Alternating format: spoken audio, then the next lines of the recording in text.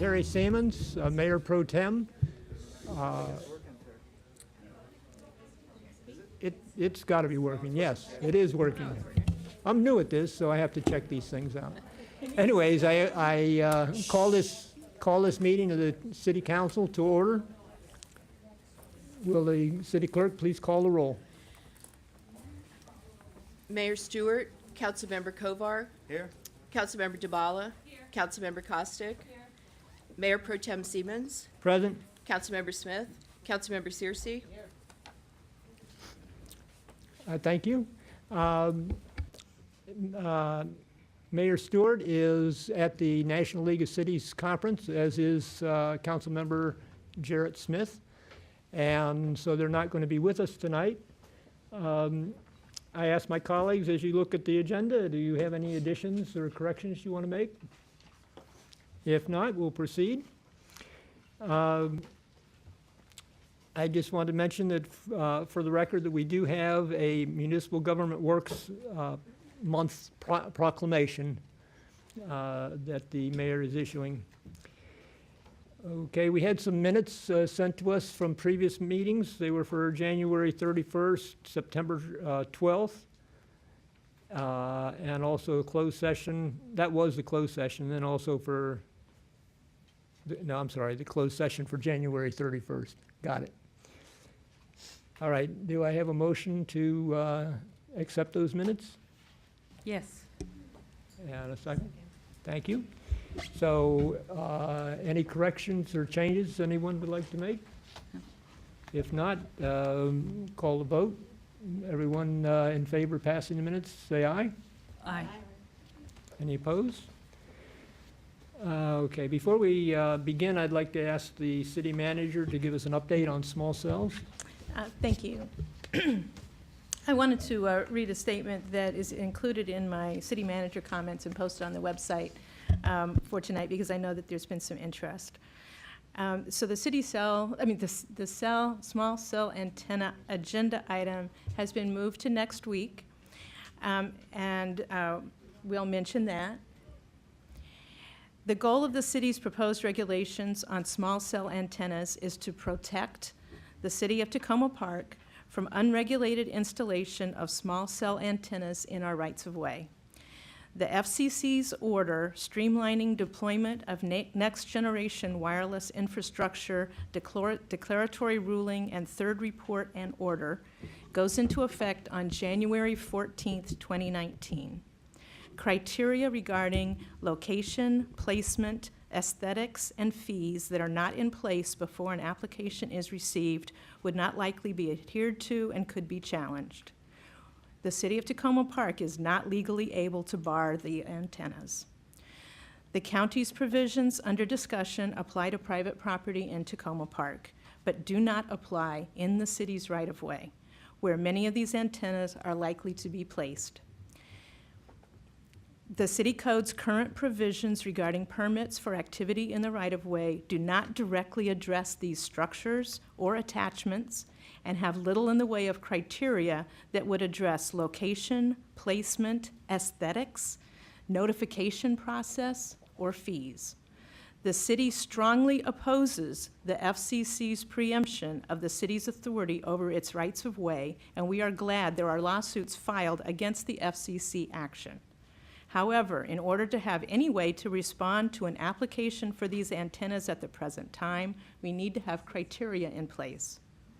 The discussion of preparing for small cell antenna applications was raised by me several years ago and was mentioned in my city manager comments in February 2017.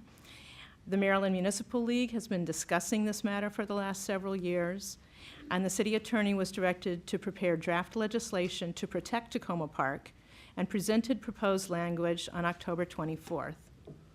There were a number of questions raised, and there's still some investigation being done, but there's also a sense of urgency to put measures in place to give Tacoma Park some leverage and to protect the city and residents from cell towers being placed with no criteria in place.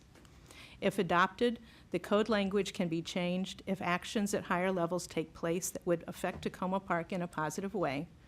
But at the current time, we have very little authority or criteria to control location, placement, or aesthetics of these antennas. The agenda item pertaining to the city's regulation of the installation of cell antennas has been moved from tonight to next week to allow for consideration of recently learned information and to allow Mayor Stewart and Councilmember Smith to be present for the discussion. And just as a note, the kind of regulations that we do have in our code are things like charging 40 cents per linear foot for excavation, small fees like $40 and maybe some engineering fees for review of an application, and we'd probably be able to protect an ADA pathway. We have almost no other criteria. And as you can tell, the application fees are equivalent to a couple people's lunch. So it is something that I do feel strongly as a city that we protect ourselves. So if we want to just absolutely ban them from the city? I don't have that option. The city, under federal law, does not have that option. Thank you. All right. Mr. Yes. Mayor Pro Tem, could I ask a question as well of the city manager about that? Certainly. Or maybe you can answer too, in the mayor's absence. So just in terms of the schedule and the voting and so on, do we know how that would conceivably play out on this issue? The council has 3 meetings left before its December recess. Right. I know that there has been some interest in some amendments to the proposed language that was before. If there are any other ideas for that, they need to get to the city attorney right away so that it can be considered. There's the possibility of, you've got 3 meetings to consider to a 2-action item. So we don't absolutely have to vote next week. We could conceivably vote the week after. That's correct. Okay. That is up to the mayor. Okay. Am I able to ask a question as well? Certainly. Generally speaking, You don't have your mic on. It is. I have it on, I'm just Oh, not okay. facing it. Here, let's scoot No, around. that light doesn't work. Oh, okay. Situations in which the city schedules a public hearing or an extended comment period for people to talk about an issue. Is there any Those kind are- of guideline about when we do which of those? So every council vote has the opportunity for citizen comment. And before moving on with our agenda tonight, I would like to mention, Ms. Ledlow brought it up, that we do have our next meeting coming up on the 14th, next Wednesday, the 14th. But prior to that, on Monday is a holiday, Veterans Day, and the city offices will be closed on November 12th. There will be no council meeting on the 21st of November. And then, of course, the city offices will be closed from November 22nd through the 25th for Thanksgiving holiday. We'll then have our final council meeting in November on November 28th. And we will have one more council meeting on December 5th before the council goes into recess for December. All right.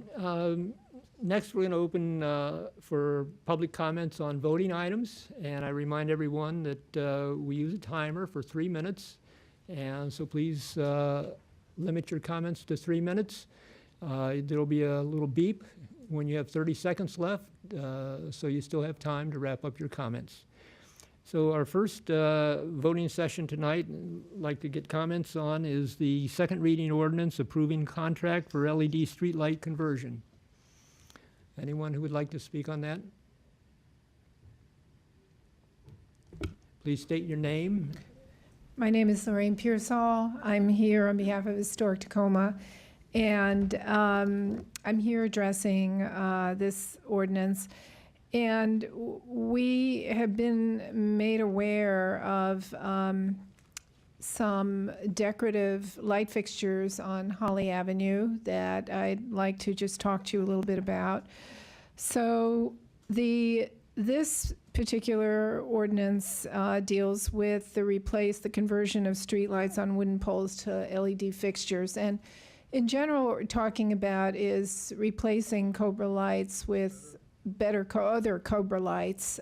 So pretty much a very similar change. In this particular case on Holly Avenue, however, we have some interesting decorative lights that were put in, and as a result of a really wonderful community process where the community worked for years, from 2001 to 2003, and I'm sure there are people here who can address that. And because of the historic importance of Holly Avenue, wanted to have these in there. And again, with city's collaboration with Pepco and with the community, this was made possible. So we have a situation here where these are a kind of this is an unusual thing. And they're attractive and they're valued by the community. And so we're here to ask you to please find a way to convert these and save the decorative fixtures, which are so important to the community. And that was achieved with such good spirit and such a Tacoma Park way of collaboration over a period of time. It's very Tacoma Parkian to do that. It would be sad, I think, to lose them. I think there are people here who would say that because there are so few of them, it's fallen through the cracks. And I'm sure, most of you are not even aware that there are people out there who really care about these decorative light fixtures, the 6 of them that they have.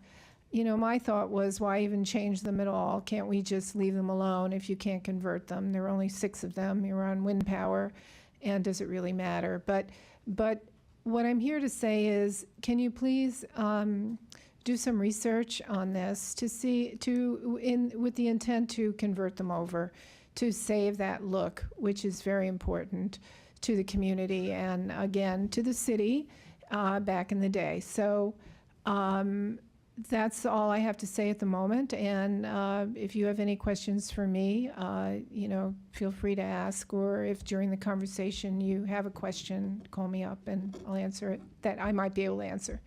All right, thank you. Thanks. I'm Nan Knight. I've lived on Holly Avenue for 35 years, and I was a part of the light effort 20 years ago, or however long it was. You said it was 19 years ago, 18? I can subtract, right. This was indeed a community effort. We had many meetings with Pepco, many meetings with people from the city council, meetings with groups of people who wanted brighter lights, different lights, to say at the Cobra Heads, and we finally reached an agreement. And it was won because Pepco was so involved in this, and we actually picked the only historic alternative lights they offered. We had thought that it would have some permanence. And so it's important for us to keep those. We think they're more consonant with the look of our street, and we hope that you'll consider finding a way to keep them, especially if you're considering historic alternatives for Old Town. So I'm just here to say we would like it and would be willing to work with you if you can find a way to keep our lights. Thank you. Thank you.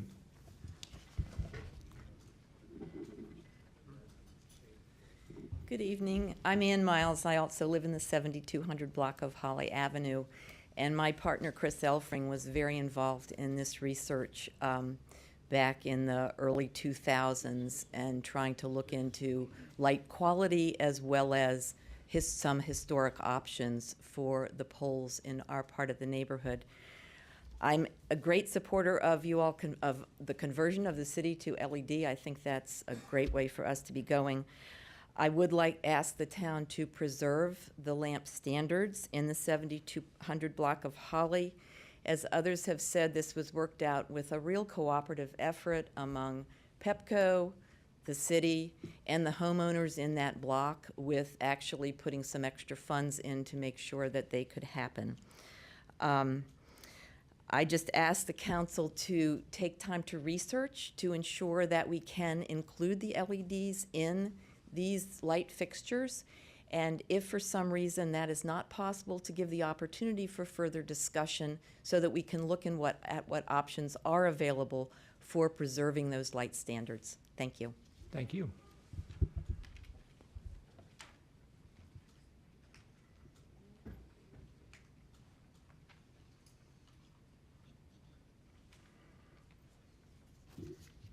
Thank you.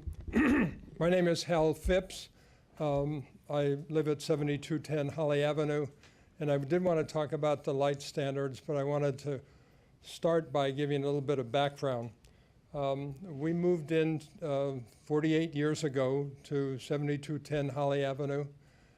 We paid a little bit under $24,000 for the property at the time. We were concerned that we would be able to afford the mortgage. We did manage to. So we raised our 3 boys there in the house. We added an addition to it as the family was growing. And we've been very involved over many years with the city in trying to make sure that the city looks good, is improved.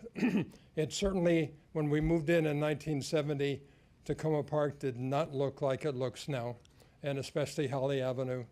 There were a lot of illegal apartment buildings. Basically, houses were broken up into many units illegally, and that was the situation when we first arrived. But we worked very hard with the city over many years. We were consultants for the Tacoma Old Town, initially started the revitalization effort there, prepared a plan for that. We have done also renovation of various structures, including the Katie Lee Mansion. It was about a little bit less than 20 years ago when a group of neighbors got together. We worked very closely with the city. The city decided that they wanted to change the light standards at that time. We worked with Pepco and the city to be able to select these particular light standards. There were 6 of them along Holly Avenue. And I think kind of bottom line is they're an attractive element for the city, and that I think that if we do need to change the strength of the light bulb and put a LED light bulb, just screw it into the existing structure and save what we have there. So thank you. Thank you.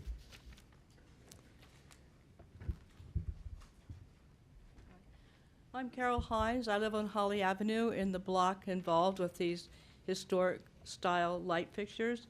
And I was also present in the process of making this happen at the time. And of course, I'm very much in favor of retaining these. One of these poles is in front of my house, directly in front of my house, so I'm pretty familiar with the history of it, and this was about 15, 16 years ago. And I have a couple questions for anyone here who could answer it. One is, what kind of bulbs are in these fixtures now? And also, what alternatives which would fit, which would be energy efficient, could we replace the bulbs with, which would solve the whole problem? I believe that probably there may well be energy efficient bulbs, perhaps LEDs in there right now. You can't see the bulbs, I don't know, but in front of my house for 15 years, they have never changed the bulb, which indicates it's not incandescent. The light went out several months ago, and it was repaired by a contractor for Pepco, and it turned out it was not the bulb, the fixture was damaged.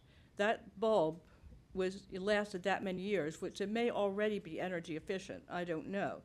So it would be nice to know what's there, and can we simply replace them, which would be the least expensive and easiest way to get the energy efficiency which we're all in favor of for the city. Thank you. Thank you.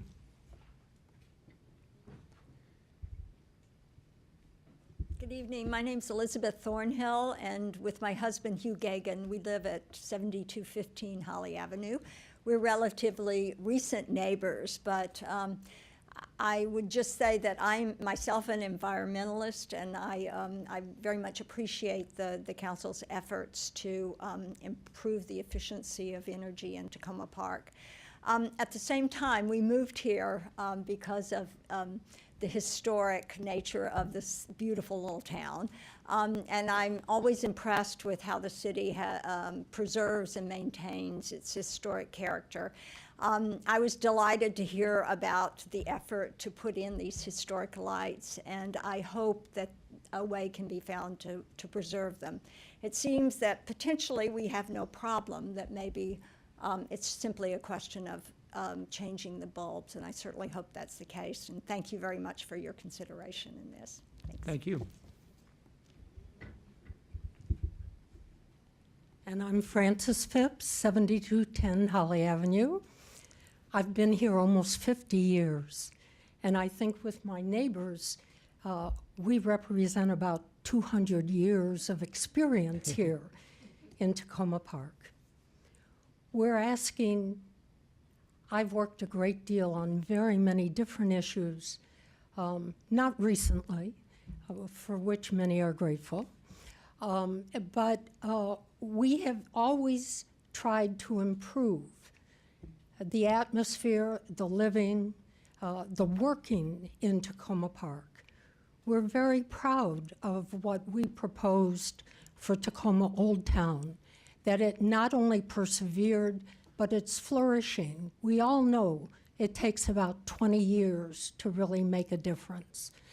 But we did it thinking that we have a character here. And that's why when the change occurred 20 years ago, we wanted to maintain as much as possible and enhance the historic character of our area. I agree with Elizabeth. I hope the change is as easy as screwing in a new bulb. I'd like you to look at the new lamp lights that are around the Silver Spring Library at the intersection of Wayne and Fenton. They are almost identical to the lamp standards we chose 20 years ago. Perhaps we were ahead of our time, and I'm sure they must have put LED lights in those as they were just recently installed. So again, I echo what they have requested, that we have time to research how we can deal with this and come out with an excellent product. Thank you. Thank you. Any other comments on the LED streetlights? If not, we'll move on to comments on our next voting item. Terry, I just wanted Oh, I'm to sorry. say, please find a way to do the LED conversion for the lights. I just wanted to emphasize that. Thank you. Thank you so much. See, she knew the mayor wasn't here because she would have cut her right off. Our next voting item is the first reading ordinance amending the Tacoma Park Code for commercial management districts and authorities. Are there any comments on that? If not, our third item was removed from the agenda tonight, so our fourth item is resolution revising the composition and terms of the Tacoma Park Youth Council and providing for appointments to the 2018-19 Youth Council. Any comments on that?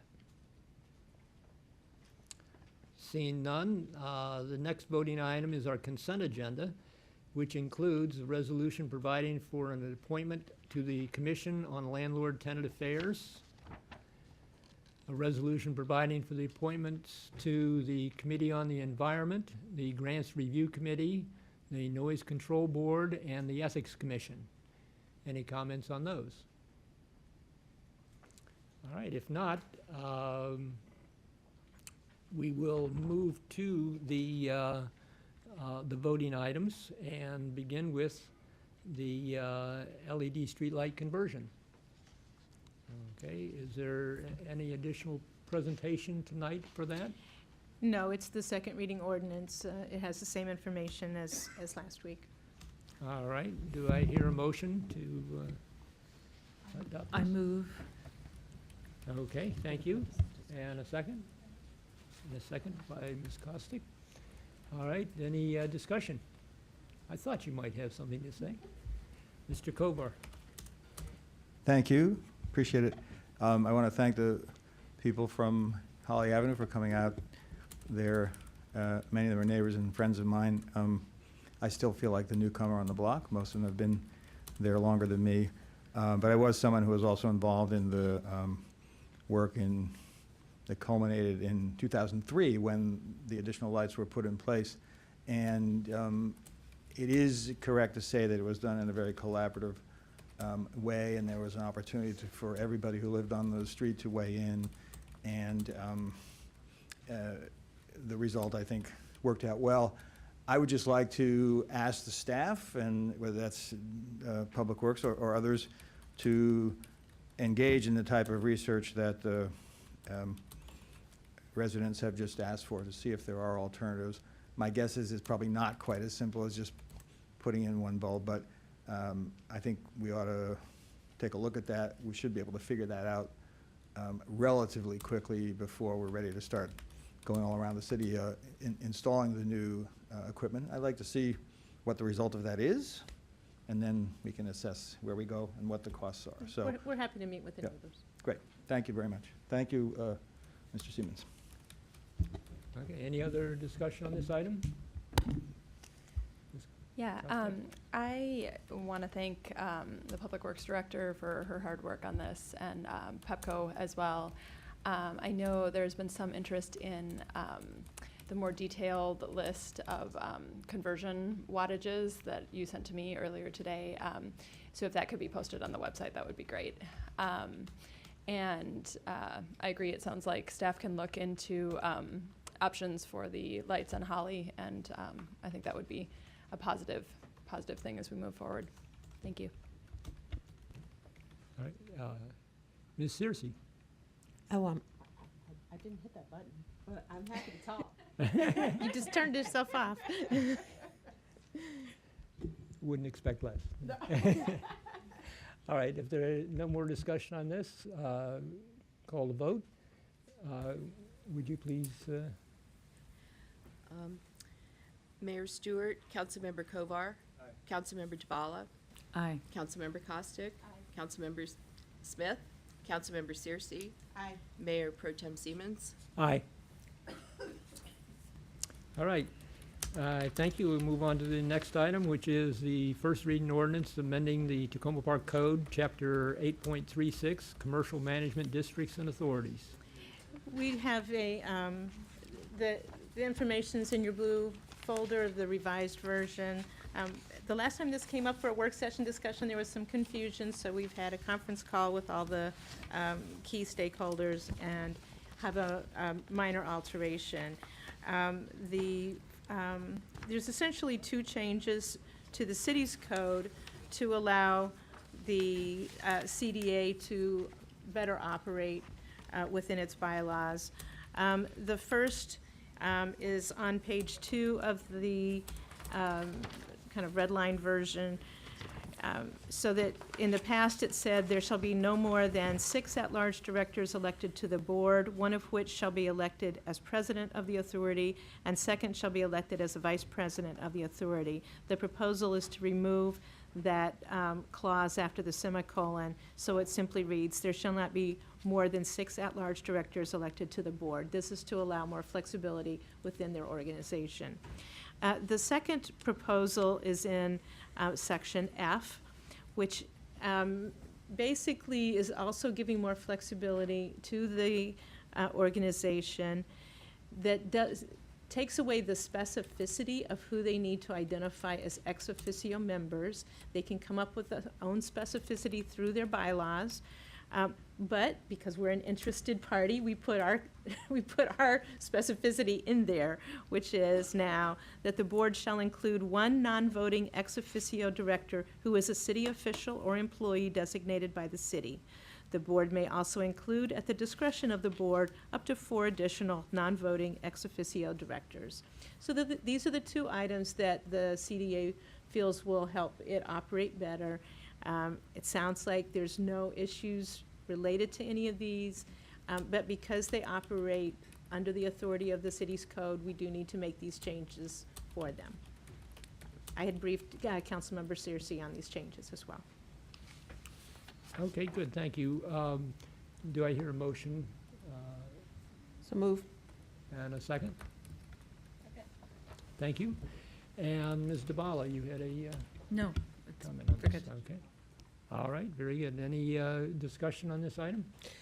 I just want to thank the city manager as well as the city attorney for working with the CDA. I think it achieves both goals. So I appreciate you all taking time out and working together on this. Okay, any other discussion? If not, will those in favor say aye? Aye. Any opposition? Thank you. Moving on to the next item is item number 4, resolution revising the composition and terms of the Tacoma Park Youth Council and providing for appointments of the 2018 and 19 Youth Council. I think this is an item that the council members have had a good amount of discussion about. Some of this is at the request of the Youth Council, and some of it is to address the interests I know that the council members have of trying to appoint members to the Youth Council that reflects the diversity of the community. And so there's several changes that are proposed. One is to increase the number of members from 9 to 11 possible members from grades 7 through 12, representing a cross-section of youth. Removing the line, at least one member, but not more than 2, shall be appointed from each ward, and 3 members shall be appointed at large. Replacing it with, the city council will actively recruit and appoint members from traditionally underrepresented wards 4, 5, and 6. And then, let's see, I believe this still to include 1 from each ward, right? Yes. Yes. Okay. I lost track of that one. In any event,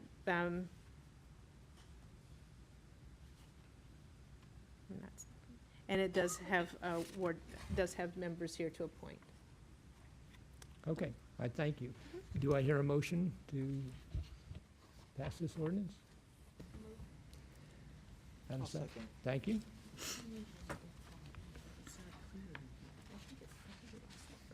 Yeah, Okay, did you get the? I think there's an error. Yeah, I think it lost the phrase that there would be at least 1 from each ward. Yeah. No, that was, I remember seeing it, so I'm not Right. sure why it's not here. I oh, think it's what not should have, there. what Where's should have the- come out is the, but not more than 2. Oh, Right, So at least 1 member shall be appointed. yes, Yes. I missed that. Okay, so just the not, but not more than 2. Okay, so the Yes. mover So- and seconder agrees with that change? Yes. Okay. All right, so we have Ms. Searcy moving it and Mr. Kovar seconding.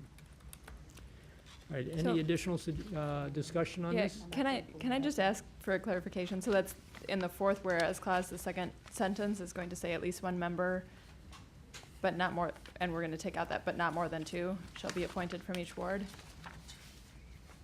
Is that the edit?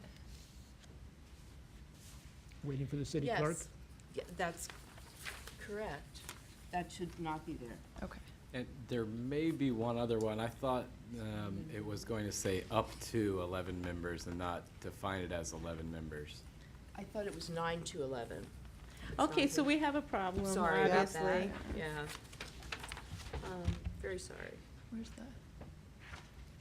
I guess my And what is your recommendation, pleasure? my We should- recommendation is to bring it back corrected, but I think we know the intent of the council as well, so I'm not sure if you just want to describe, to describe that, and then we will just make that change. Yes, you want to go Okay, ahead so and we describe will, the- we will make the corrections to this For the so that second it's reading. clear. The arrangements that have been decided previously, which was the 9 to 11 members, the at least 1 from each ward, and active representation from wards 4, 5, and 6 to help achieve diversity of the community. Right. And removing Yes. the limit, right, and removing the limit of 2 from a ward. Okay, is everyone clear on that?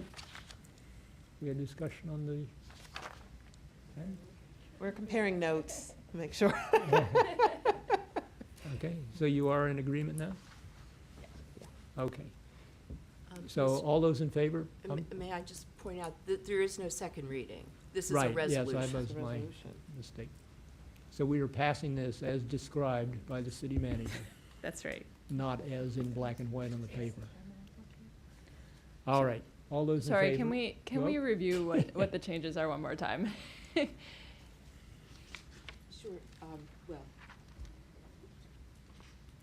Do you want me to do it? Yes. Okay. So, in the fourth whereas, we take out the not more than two.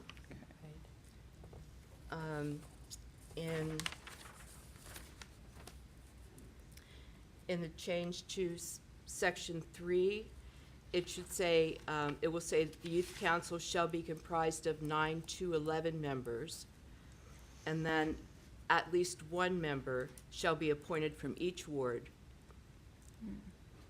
The city council will actively recruit and appoint members from traditionally underrepresented wards 4, 5, and 6. Thank you. Yep, and the vacant. I'm good. Looks good. All right, any more discussion? And I would just like to point out, for those who think that this might be a little confusing and disorienting tonight, I just remind you, you have a rookie mayor up here, so I apologize. All right. Can I make a brief comment? I'm not sure. Okay, go ahead. Thank you. I just wanted to thank the previous and continuing youth council members and welcome the new ones and thank them for all their work over the past year. I'm really looking forward to what comes in the future. I think there's been a great groundwork laid over the past year, and it looks like a great group of people for this coming year. I'm also excited to have several people, including the Ward 3 representative, who are in 7th grade, which I think will bring a nice element of bringing in the middle schoolers and trying to engage that group as well. So I'm really looking forward to seeing what happens in the coming year. Thank you. All right. All those in favor of the change as described by the city clerk? Say aye. Aye. Aye. Any opposed? All right, thank you. Let's move on to the consent agenda. Again, we have 6 items in the consent agenda, 5 items in the consent agenda. We read those earlier, so we're not going to do that again. Do I hear a motion to pass these? Yes. And a second? All right. Did you get those? I didn't either. I seconded. All right. Fantastic. I thank you so much. All right. All those in favor of the consent agenda, please say aye. Aye. Any opposed? Okay, moving on. We're going to open it up for public comments on the other topics, and that's anything left to talk about. Again, remember you have a 3-minute limit. Thank you. And please open with your name and address.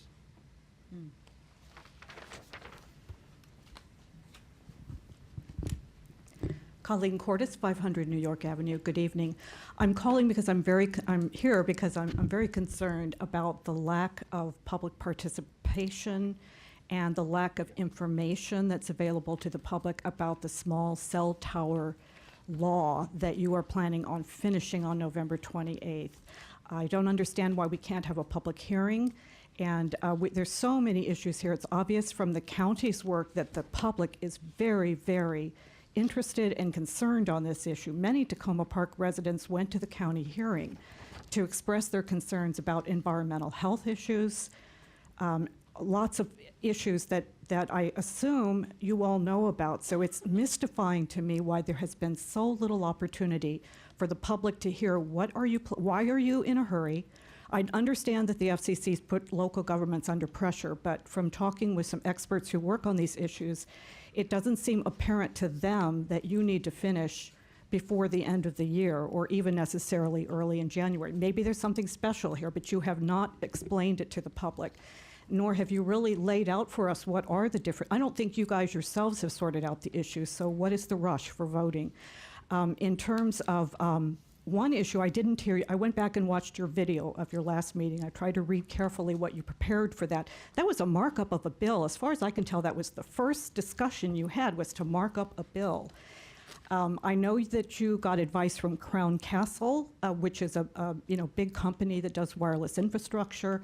It sounds like Ken Sigmund, the city attorney, talked to the Gaithersburg mayor, but I didn't hear anybody else that you've consulted with. The town is full of environmental and environmental health experts. that I'm sure would love to be involved in all of this. I'm concerned in particular about one issue that didn't come up, and that is racial equity. This bill takes after the county bill talking about 10 feet from any building in a commercial residential zone. Where are those buildings? Who lives in those areas in this city? Are they apartment buildings? Are they modest homes? And why is that? For me, that's a matter of racial and income equity. Are we going to have these cell towers with all the environmental health hazards 10 feet away from people who live in apartments and modest homes in commercial residential zones? So that's one example of how you have so much more work to do to sort out these issues. I'm working with a group of citizens that's trying to organize a community meeting next Thursday before your meeting so that we could have some experts come and talk to us. We could hear what are other local governments trying to do to protect the public interest, even though the FCC is pressuring you. And we would warmly invite everyone on the council, the city manager, the head of Public Works, and the public. Thank you so much. We'll try to get more information to you about that.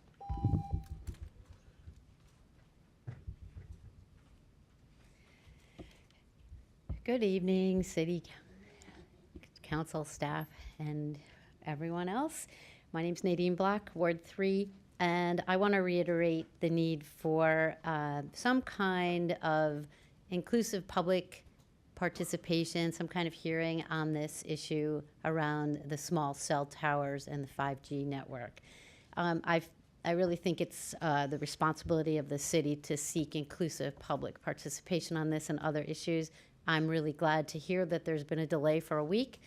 I think it should be delayed even further while we plan, or at least you can have time now to fit in some kind of public hearing, particularly to address the health risks that we're talking about.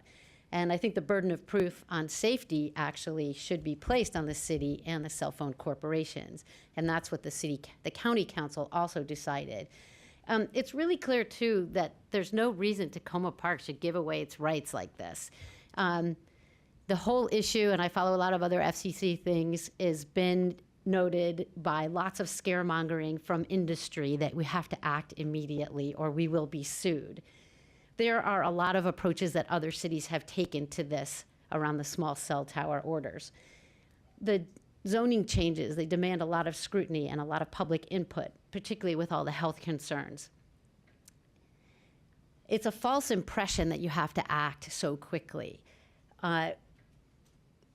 There are experts who have told us that around the challenges in the Federal Court of Appeals by the Ninth Circuit, and many cities and counties have challenged the ruling. And if it's not stayed pending the appeal, the order will only go into effect in mid-January, so that also gives you more time. Even if it does go into effect in mid-January, any efforts by the carriers to enforce the order through federal court litigation are unlikely to be filed in the first half of 2019, according to experts. So it really seems, it doesn't seem very responsible or very good for Tacoma Park to just blast ahead without all of the expert testimony that we need to hear around the health effects and the effects on community. So this is a plea, in addition to the one you've already heard, to actually have some kind of public process. And I would say it's not just accepting emails, which I heard you say earlier could be considered a public hearing and something as you take a vote on an ordinance. So again, I'm glad you've slowed it down a week, but I think it would be better served if we have a public hearing. And also, I'd like to actually have a little more information about what the oversight of Tacoma Park is on these regulations in relationship to what the county oversight is. It's not clear what kind of power we have in the city versus what kind of power the county actually holds and how we can regulate here compared to what happens in the county and the state. So I ask for all that to be shared with us in a public format so that we can have a give and take from experts, and the city council and the community can learn exactly the current information on health effects. Thank you. Thank you.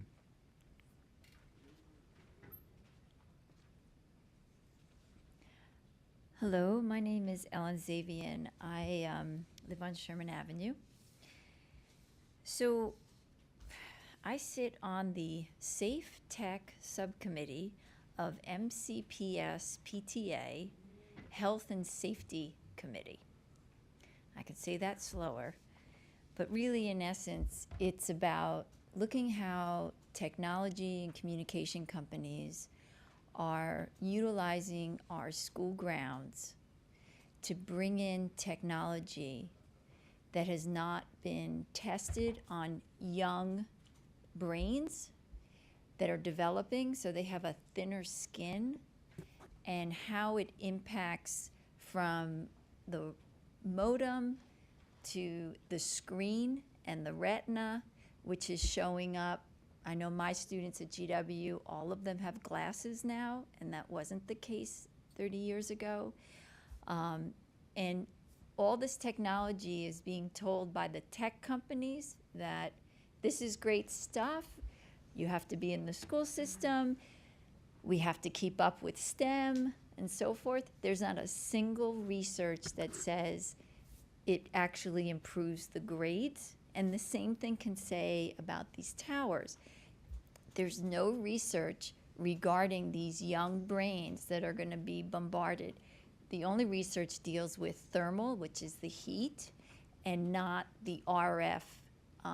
Now, my husband's an engineer, an electrical engineer, so he raised some questions that I think the council really has a lot of questions to answer on this. What is the amount of power coming off these monitors? How much power? That determines how close these towers are or how far apart. Don't assume that putting lower power is better because you may have to put more towers. Don't assume that higher power is better because you have to have them further apart. So if you're looking at me saying, what are you talking about? Then that means we need to slow down and answer these questions. So what is the safest is the question. And for me, it's really about children and the issues around safe tech on our school system and our communities. And I hate to say it, but because schools are looking for additional monies and the educational budgets are being cut, a lot of them are looking for just like apartments that have cell towers on top of their apartments. But if you ask the landlord if they have a cell tower on top of their apartment for rent, they don't. I remember once I was, I don't have time. Can I finish my one 30 comment? seconds, yeah. Okay. I remember I was working on a school district in Arizona, and the city said that we were going to get this property for free, and the only glitch was there was electrical wires and cell towers close to the proximity of the property. And the reason why nobody ever built on it, even if they were giving it for free, was because the children would be there all day and be receiving those RF frequencies. Okay, so I beg you to do some more research. Thank you. Thank you.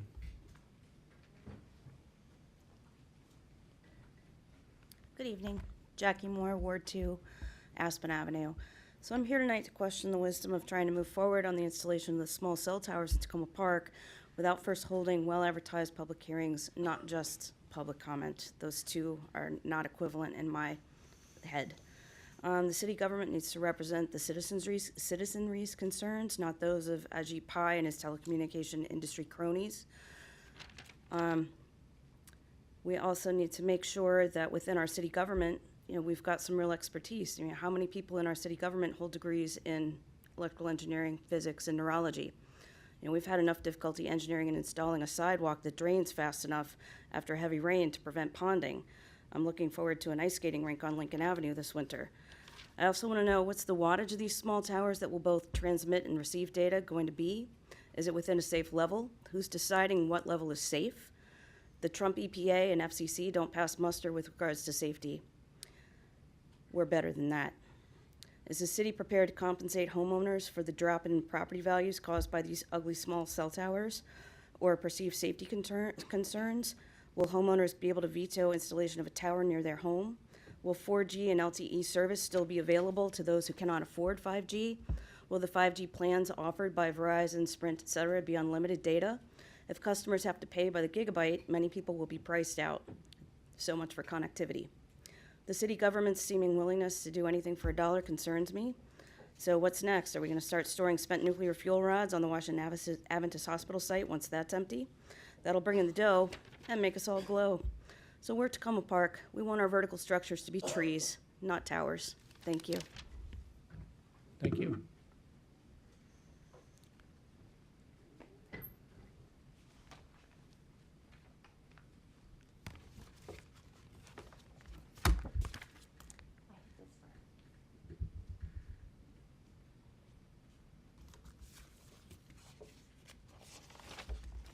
Oh, I left my notes over there. Okay. I'm Theodora Scorado, and we have a business on Orchard Avenue. I have come here previously to talk about the issue of radio frequency radiation and cell phones, asking for a proclamation several years back. What I would say is, don't be fooled by the word small when it comes to small cells. So most recently, I don't know if you've kept up with what's happening at the federal level, but the National Toxicology Program of the United States performed and just issued their final results of their $30 million study on radio frequency radiation. That's the radiation that will be coming from small cells, come from cell phones, cell towers, Wi-Fi routers, your Fitbit, anything that's wireless emits radio frequency radiation. The study was designed to test the assumption that you might have heard before, that if non-ionizing radiation is not at high levels, that it's safe. Non-ionizing radiation cannot cause harm at low, non-heating, non-thermal levels. You might have heard that before. This study was developed to test that assumptions. And they had thousands of animals involved, mice and rats. And what they found were clear, and those materials are for after, really. They're about how to reduce exposure to, not about what I'm talking about right now exactly. They found that the male rats developed clear evidence, was their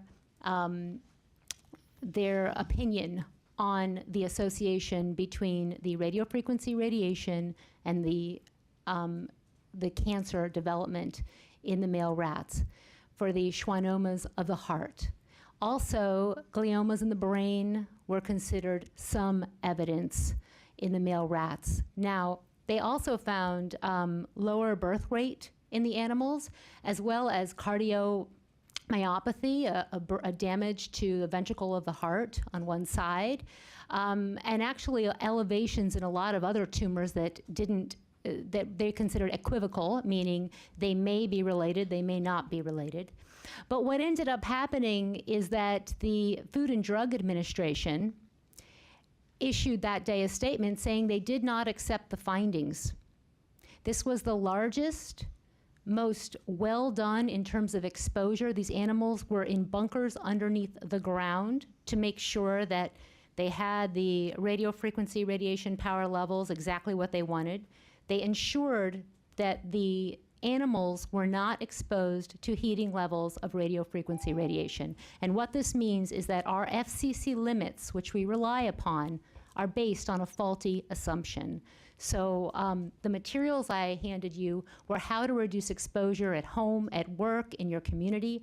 And I would add that in California especially, there are cities that are passing urgent ordinances on this, putting setbacks in of 250 feet and doing everything within the law that they can regulate so that they can minimize the impact on the community.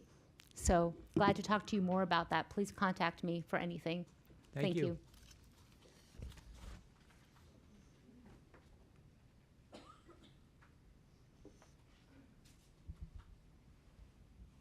Hi, I'm Julie Taddeo, Ward 2, and I'm here because the message went out on my listserv tonight, and there were several neighbors who were really concerned. Some who were not really in the loop about this whole discussion, and felt that, things were moving too quickly. So I said that I would come and speak on behalf of them.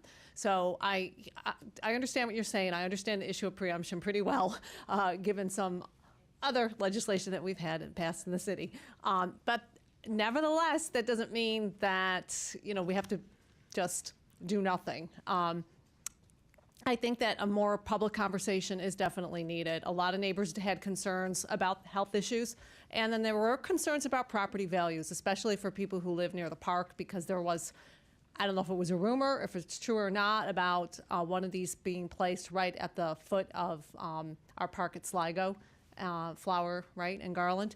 And that's also where kids play, right? So if we could slow it down a little bit, and I don't know if it's a public hearing, but something more than just sending in emails, I think people want to just learn from each other, provide feedback, have some experts brought in. The county did it, and I think that it really helps to maybe it might just alleviate some concerns and make people feel more comfortable with it, or maybe there is a solution that we haven't considered yet. So I do feel that there should be a little more transparency and participation from the public. Thank you. Thank you. Any other comments on the?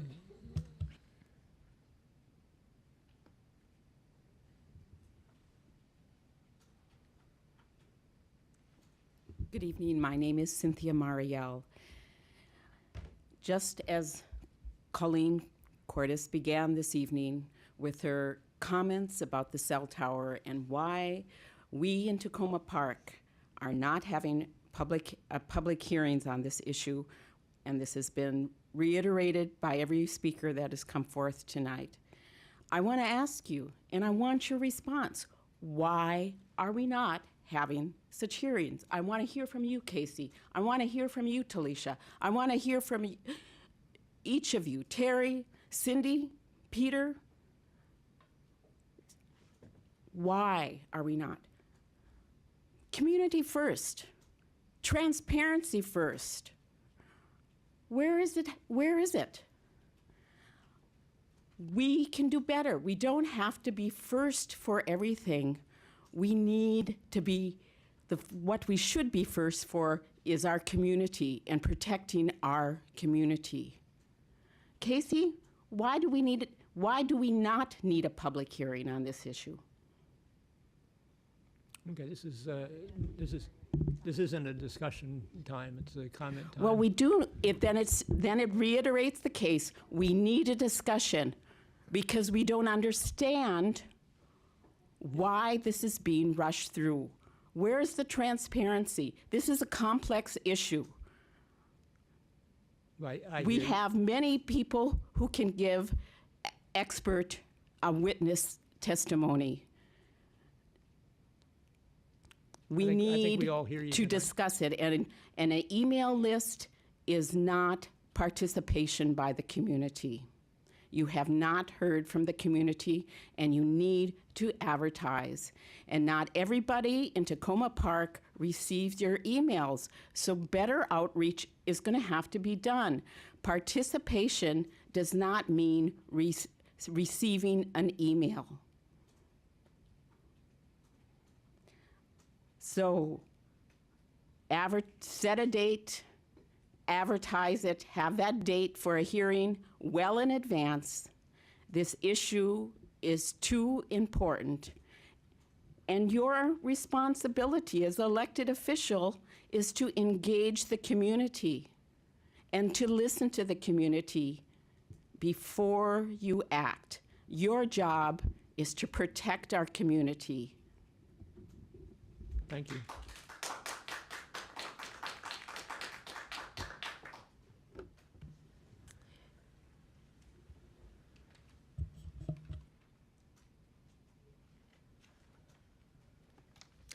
Arthur David Olson, Hancock Avenue. Last week, the mayor called to order a session of the Tacoma Park City Council. Unusually, this session was on a Monday. Also unusually, no public comments were scheduled or solicited. Meetings without comments have also happened in the past. These have included budget work sessions and joint meetings with city committees. Chapter 2.4.20 of the Municipal Code states that council meetings include a public comment period during which citizens may address the council concerning issues not on the agenda for that meeting. At each council meeting, citizens shall also be given an opportunity to address the council concerning items on the agenda. The charter does not mention voting meetings or regular meetings. It simply mentions meetings. I've sat through more than 5 years of public comments. I know how wearying it can be. I also know that we live in dangerous times. It seems that some in Congress care more about the views of lobbyists and billionaires than about the views of their constituents. And Donald Trump has considered overturning the Constitution through executive action. The rule of law is threatened. I urge the council to allow public comments at all meetings of any type, to make it clear that residents' views matter, and to comply with both the letter and the spirit of city law. Thank you. Thank you.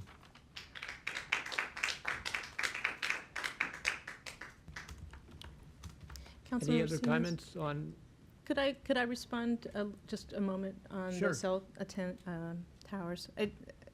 There's information, as I mentioned at the beginning of the meeting, on my city manager comments about the intent of these regulations, which is essentially to give us some insurance and some leverage to the extent that we can to control these, not to ask for them. We don't get any significant money from them. We are not taking language from cell companies for them. We are not the entity that does zoning, that is the county. We are the entity that owns the public rights of way where these things go. Right now, we have no controls. We need to have some controls. That is what we're trying to get some basic insurance, essentially, into our code so that we are able to, while the larger discussions are out there about preemption, health, aesthetics, all of the various access to 5G, which does not exist yet, but they talk about, those are things to come in the future. They're not going to be decided by this council. What we do have a responsibility for is to do the best we can to protect our rights of way. And right now, we have no tool whatsoever to protect our rights of way. So it's one of the things, I'm happy to share the information that we have. We'll try to get that information out as best we can. But I want to indicate that this council has nothing to do with the health, many of the various components that people have concerns about these entities. We have no leverage. And we don't even have leverage on how do they get placed in our right-of-way. So if I that's may- one of the things that we'll get the information out on the website, but I did want to make clear that there is nothing here that's promoting our placement, encouraging the placement of these entities in our rights-of-way. and I'll also say that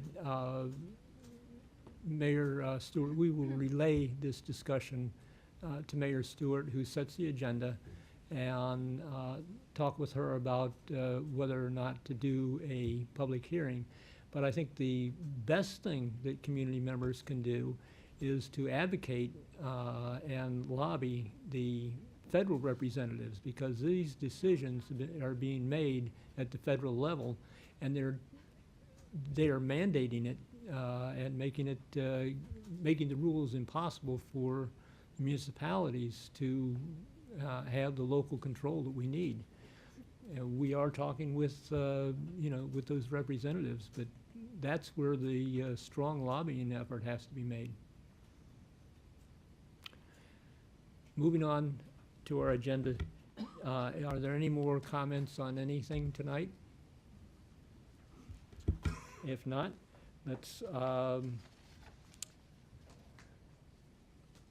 receive the council comments. Anyone on the council have comments to make? Ms. DeBala. Yes, first out of the box for a change. I would like to thank all of you who've come out to talk about the cell tower issue. which is, as several of you pointed out to me before the meeting, a very complex one. And you've heard what Councilmember Siemens has said about passing on the request for public hearing. In the meantime, any information you've got, send it to me, I'll read it. If there's people you think we should talk to, let me know who they are, give me their phone number or their email. And I would ask if the city staff could check out this and maybe put a link on the website or in the city manager notes to this county expert panel that was referred to earlier, which I'm not completely familiar. Yeah, I would appreciate that, so that people can access that information. On another note, completely different topic. So on Sunday, the day before Veterans Day, Post 350 that we all know and love down on Orchard Avenue is having a celebration along with the Tacoma Park Police and the Lions Club to celebrate our veterans. And anybody's welcome to come out, and I hope to see you there.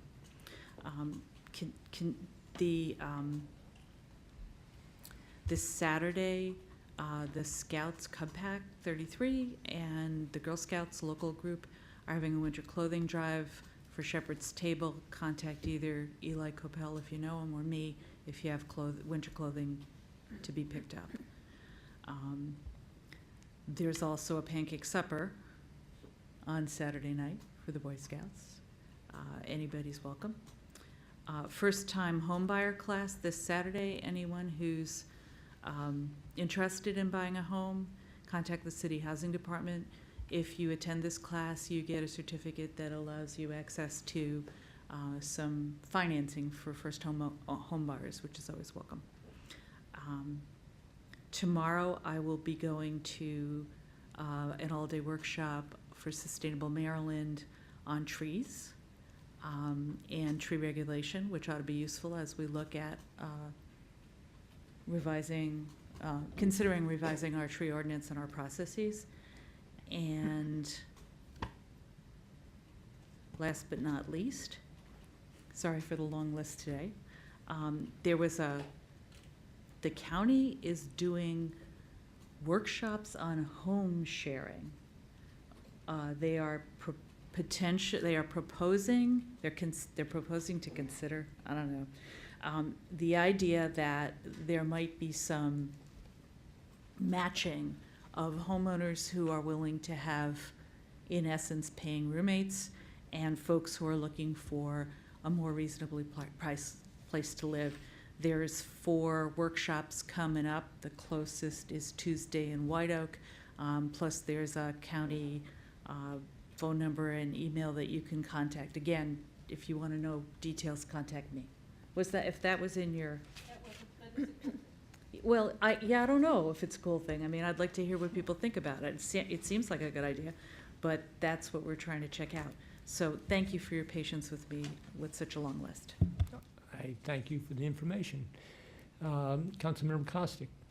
Thank you. I want to thank the residents who came out to speak about the small cell tower issue. I understand completely your concerns and your worries about what's going to happen with this, and that's something that I share, and something that I think all of us share. And I think we should do everything we can to make sure that we're regulating this in the way that provides us the most capacity to fight back against the regulations that we don't agree with on the federal level. So I hope we'll have an opportunity to look into options to provide more public feedback and discussion. As Councilmember DeBala said, if there's information you have or experts you can connect us with, please do. I would love to hear from you.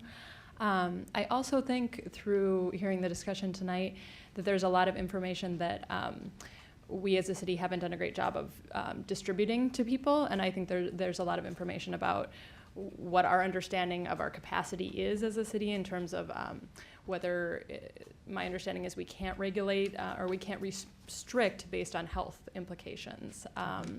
And there are various other things that I think we've discussed that could be better gotten out. So I was wondering if it would be possible to post a blog post on this, or to put up a project page or something where we could collect all of this information. I was thinking that as this discussion was happening. And I'd be happy and to it help is- with that. That's great. I mean, I think there's been a lot of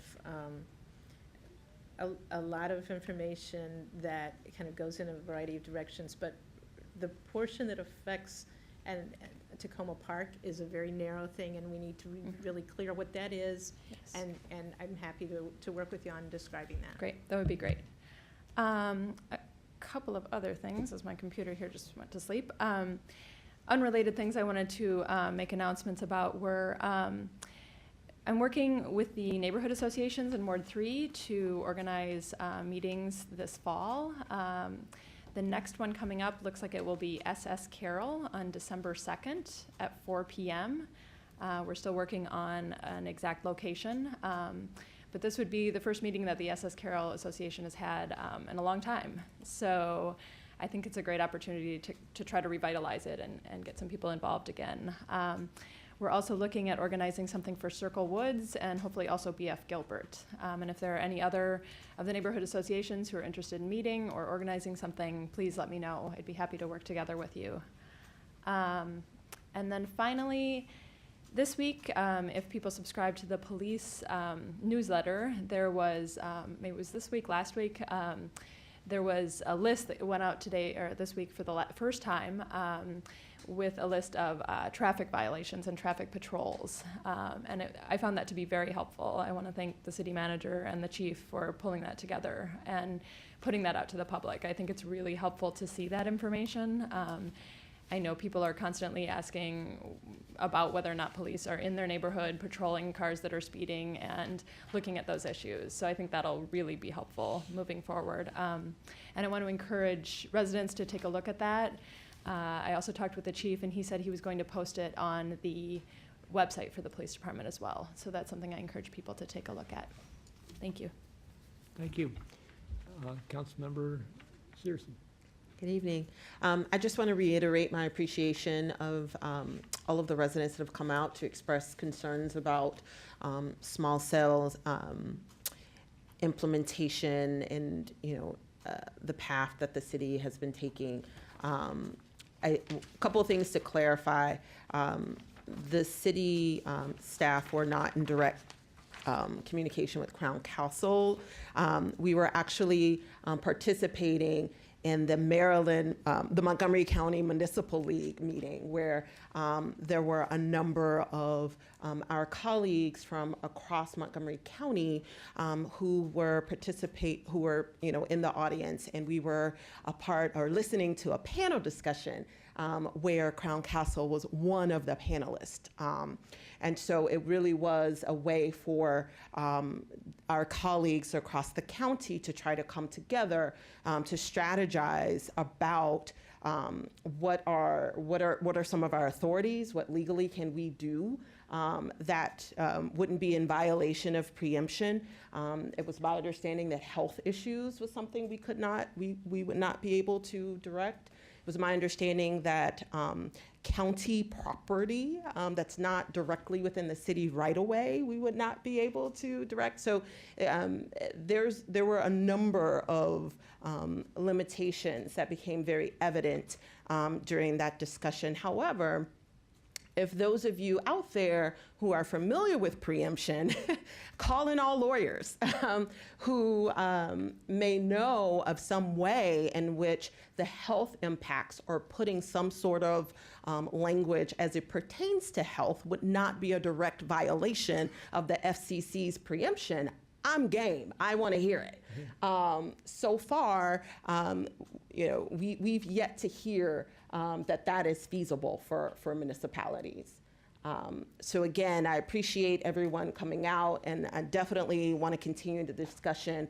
As many minds that can come to the table, I think the better. But we are under pressure to get something in place prior to the actual deadline.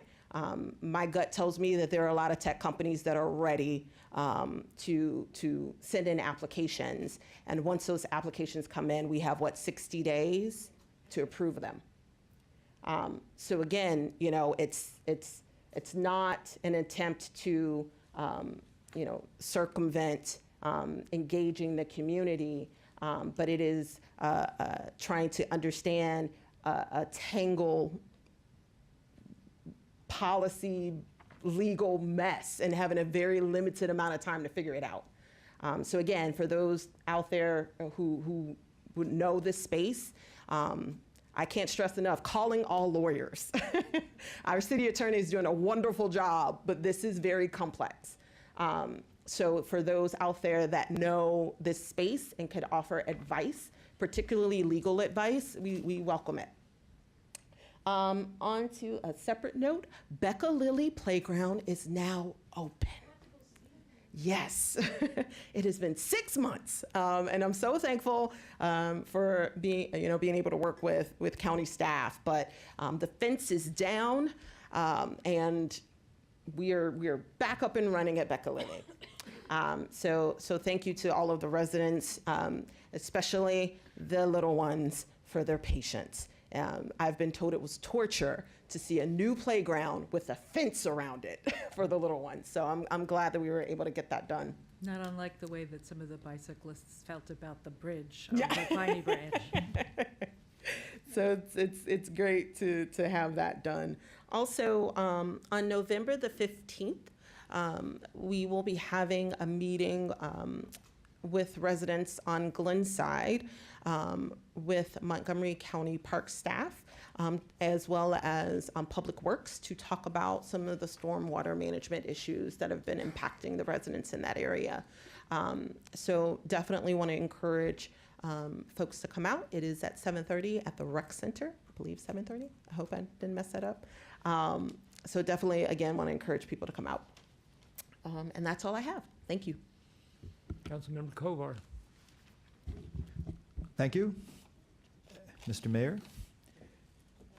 I also would like to express my appreciation for those who took the time to come to the council tonight to talk about the cell tower issue, including Colleen Cordes from Ward 1 and others. And it's great to hear from so many people about that. I just had a few observations I wanted to make. I don't have any other announcements, unlike my colleagues, but I'll just talk for a few minutes about the cell tower issue.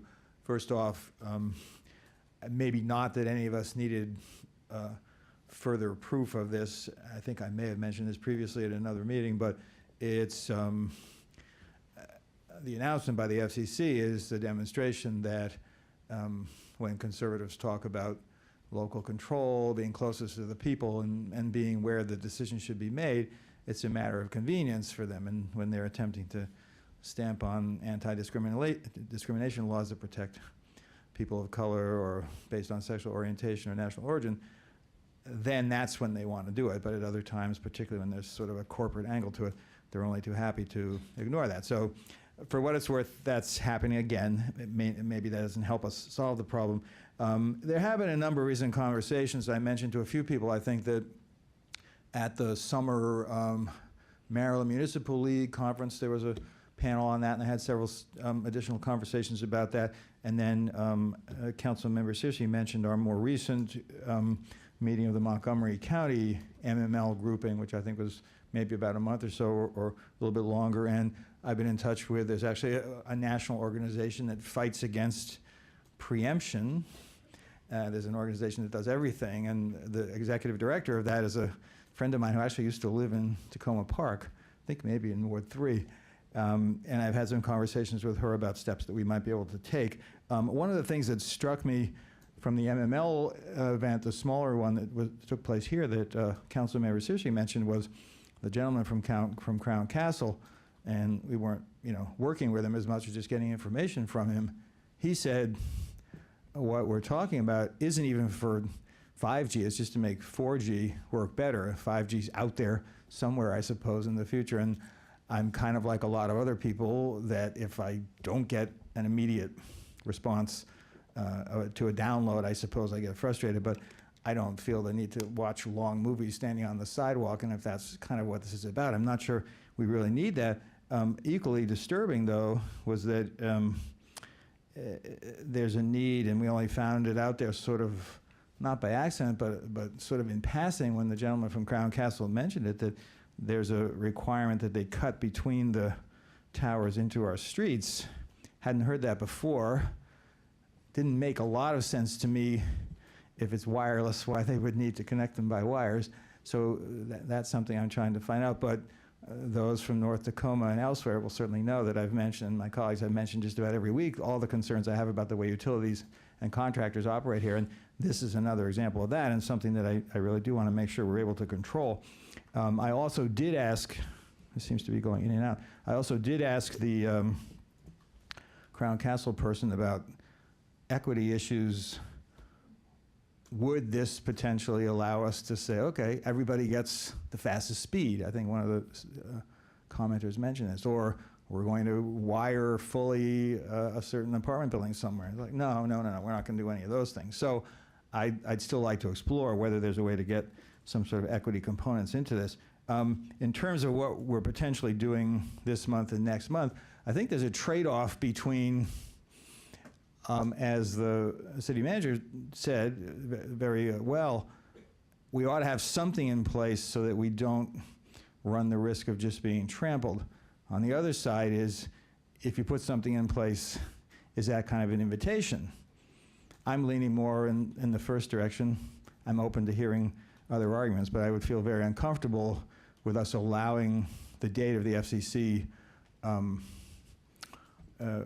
regulation to go into effect with nothing at all to protect us. And so the question is, how much detail do we have, and what can we do to have something in place before that, with potential adjustments later on, is kind of where I am. One other change that occurred quite recently that has added, I think, to some of the challenge here was that we thought, and everybody thought, and the county was going to pass something last week, and then we'd be sort of piggybacking off of what they are doing. That was the plan, and that was one reason I think why we were planning to take this up potentially as soon as this week. The county didn't do that. That decision was only made, I think, less than a week ago. So now that's thrown, their action/inaction has thrown us into a different direction. And that's one of the reasons why we pulled it from this week. Had the county gone ahead and done that, I think the whole conversation might have been a little bit different tonight. The last thing I'll say, and I appreciate people standing by while I speak a little bit more at length, is at the moment we have these 3 remaining meetings scheduled to, the 14th, the 28th of this month, and then the 5th. And to me, I think it would be more than reasonable to have the votes on the, if we're going to pass something on the 28th and the 5th, and to vote next week to being a discussion session as opposed to a voting session. So I'll just urge that that be looked at very seriously. Thank you. All right, thank you. And now we'll go to city manager's comments. Thank you. Just the very final note on the cell towers is, I was fortunate to be at the COG Chief Administrative Officers meeting today, where we did get a presentation from the COG General Counsel, legal counsel, about this matter, which is part of the reason that the whole idea of basically having some insurance, some protection, was reinforced in that discussion. It also reinforced how frustrated all the jurisdictions are about this. This is not something that people are happy about. So I'm happy to share that, and I can share their presentation.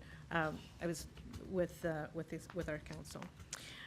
Can I ask one question about that?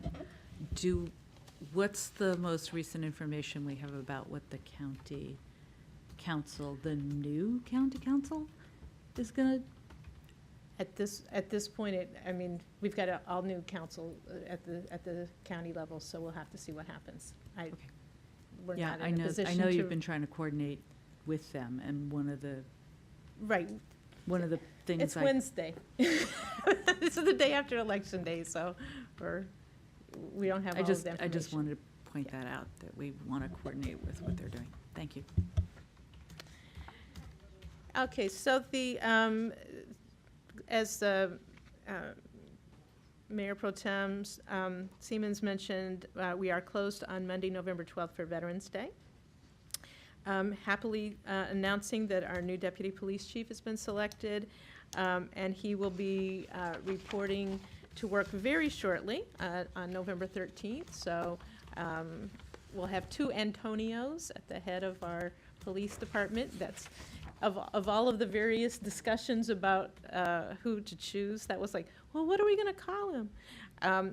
So we're looking forward to him, and I think he will be a strong addition for oversight of day-to-day management and personnel matters, administrative matters, or things that helps our Chief Duvall to be out in the community more as he wishes. In the same vein, and in kind of a mixed happy, sad note, Captain Collington is leaving the city and becoming Deputy Chief in Bladensburg for the Bladensburg Police Department. I know he's wanted this position for a long time. It's a nice promotion for him, and it has some nice opportunities for him. We obviously thank him for his service. We'll be getting out word about how to share our cheers for him.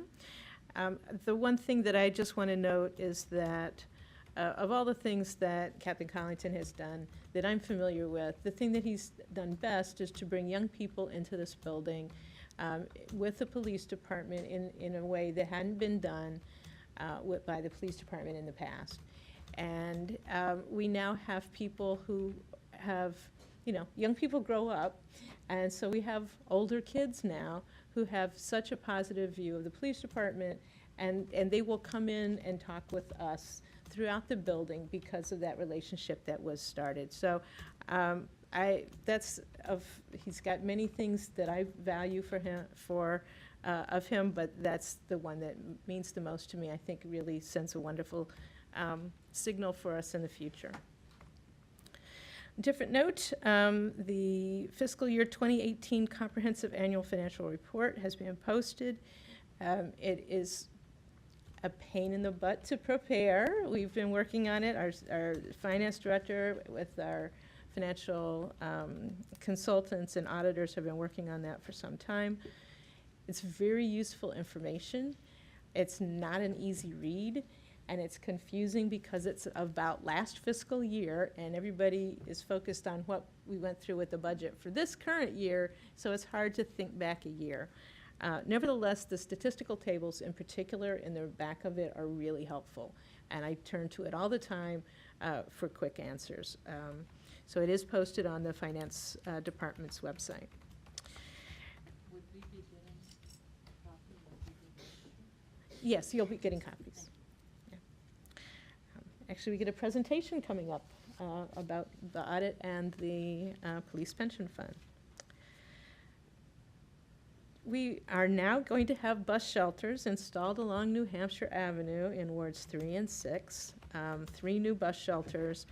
This has been a long process to get them. We're glad that they will be coming up. They'll be installed within the next 3 months, weather permitting. Shelters will be located on the western side of New Hampshire Avenue at Poplar and Sheridan Avenues, and on the east side of New Hampshire Avenue at Larch Avenue. The shelters will be similar in appearance to those located throughout the corridor, will be installed by Signal Outdoor Advertising at no cost to the city as part of the program that we have. We've got a new grants coordinator. She's very nice, Jennifer Hale, with good experience.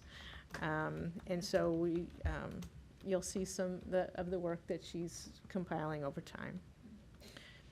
Also in my announcements, we have information on the Veterans Day event that was mentioned.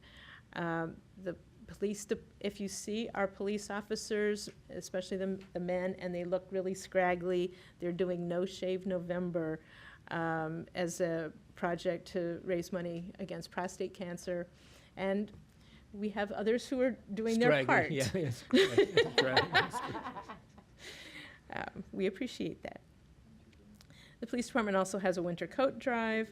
The Stop the Bleed training that was announced, I guess it was the last council meeting, is a good response, but there's still a few more spots, I think. So thanks very much. It looks like we'll be scheduling some more in the spring. We had a lot of drugs come back on National Prescription Day, turn back. It's 276 pounds, not just from that day, but that day capped it off. And so lots of bags of prescription drugs. I want to give kudos to the rec department for their Monster Bash.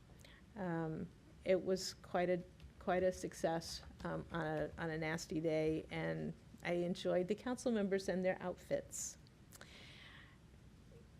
We mentioned before, I think Councilmember Costick mentioned kudos to Daryl Braithwaite for work on the LED item, and a reference to her is in the municipal government work proclamation about her extraordinary work for many years to make that a success for the city.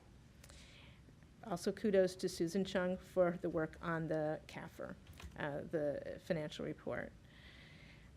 Also on the item, I've just got a couple dates that I will be out of town over the next couple months, so just for your information. Are there any questions? Thank you. Thank you. All right, moving on to our work session. The first item is a discussion of the ordinance amending Tacoma Park Code, purchasing chapters 7.04, 7.08, and 7.12. I appreciate the mayor putting this on the agenda after my request last week. And I'd like to open it up for discussion. Does anyone have anything they would like to bring up on this? Mayor Pro Tem, can I suggest a way that we go about going through the proposed changes? I think we can go through what was proposed. Some of them I think will be very quick. Yep, we all agree with that, and some of them will involve some more discussion. That'll be fine. And I'd be happy to. If you want to call off the I'd be happy to walk through it. Yep, if you'd like. And in your packet you have a copy of the cover sheet, and that's what I'll use. But attached to that is a copy of the presentation that I gave last week or 2 weeks ago now, if you find that helpful. Just to give a quick summary of what was discussed 2 weeks ago. Our purchasing code hasn't been updated and since before 2000, other than minor adjustments that were made. And for a variety of reasons, we think now is a good time for council to consider updating the code.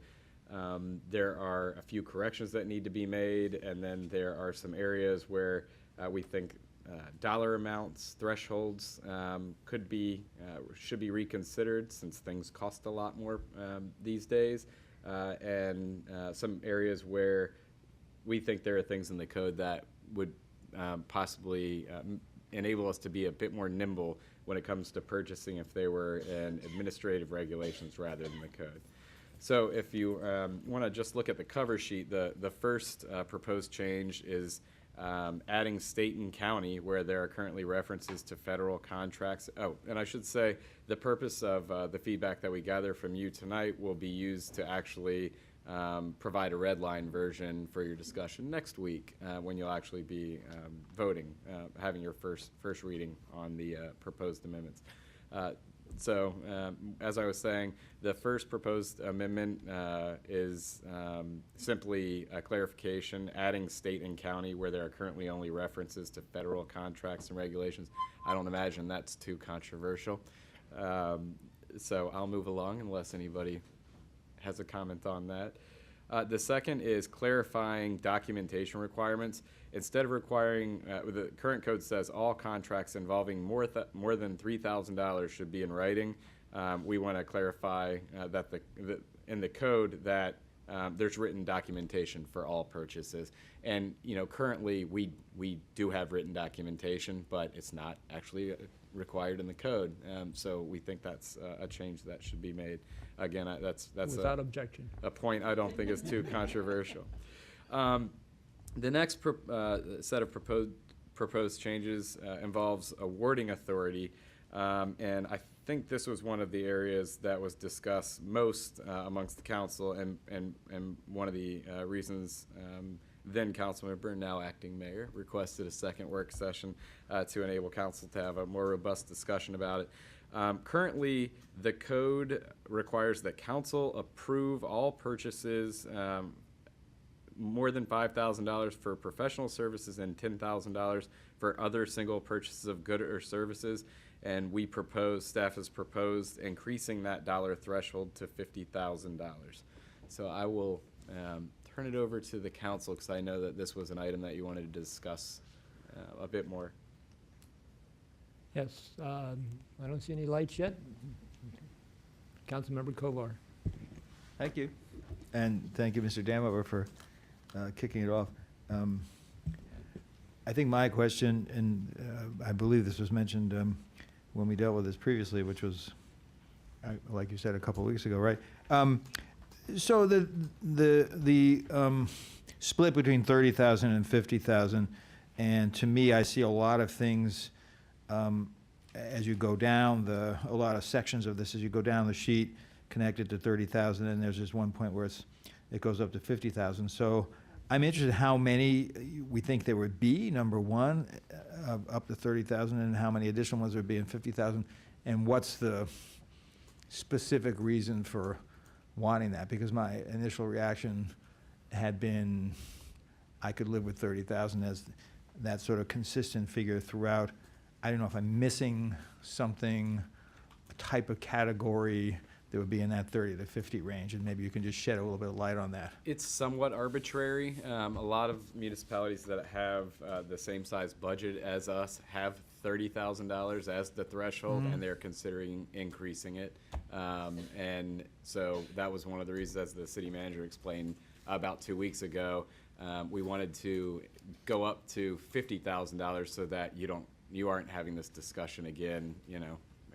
You're not having it again sooner rather than later. What are some examples, do you think, of the types of projects? Maybe you can even mention some that we've done before. So, for example, we do annual computer replacements, and we spend $32,000. That would be something that, even though it's budgeted for, we know what we're purchasing, it's already approved in the budget, it would have to come back to council to be for approval. In fact, I've got a slide. Are the projectors on? Okay.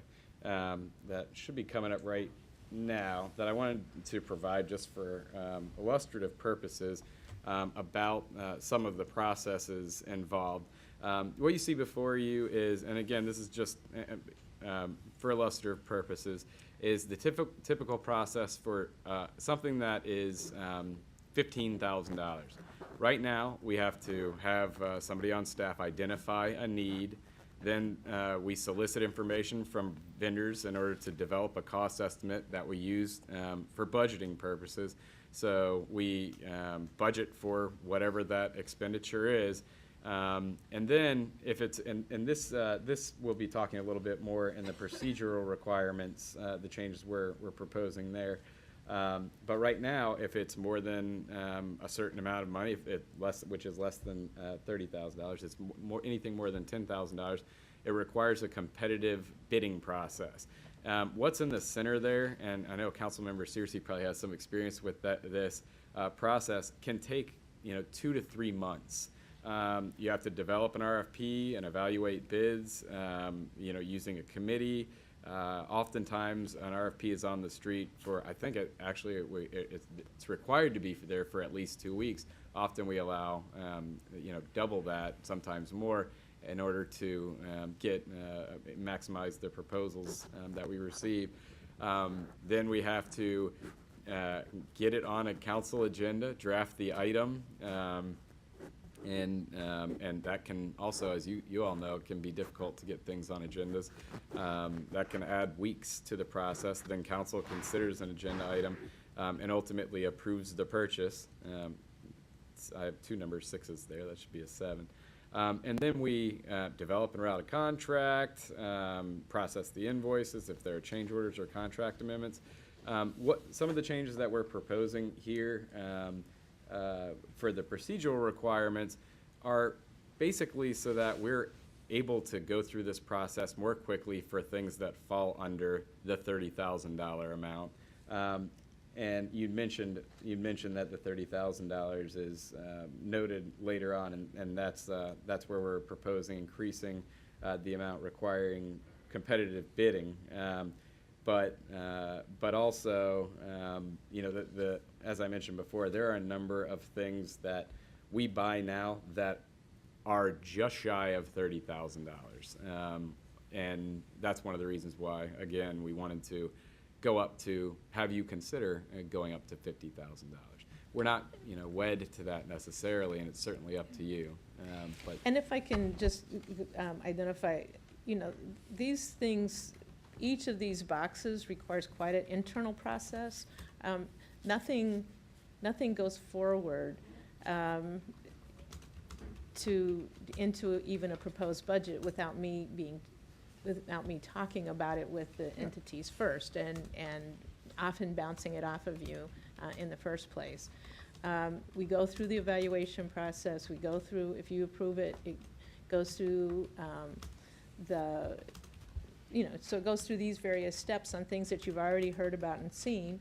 And then it goes through a fairly detailed, often time-consuming process where we send it to the city attorney, and it goes through and develops the contract, and it goes back and forth between oversight on the money, on the vendor, we oversight making sure that we're getting the right quality of the information.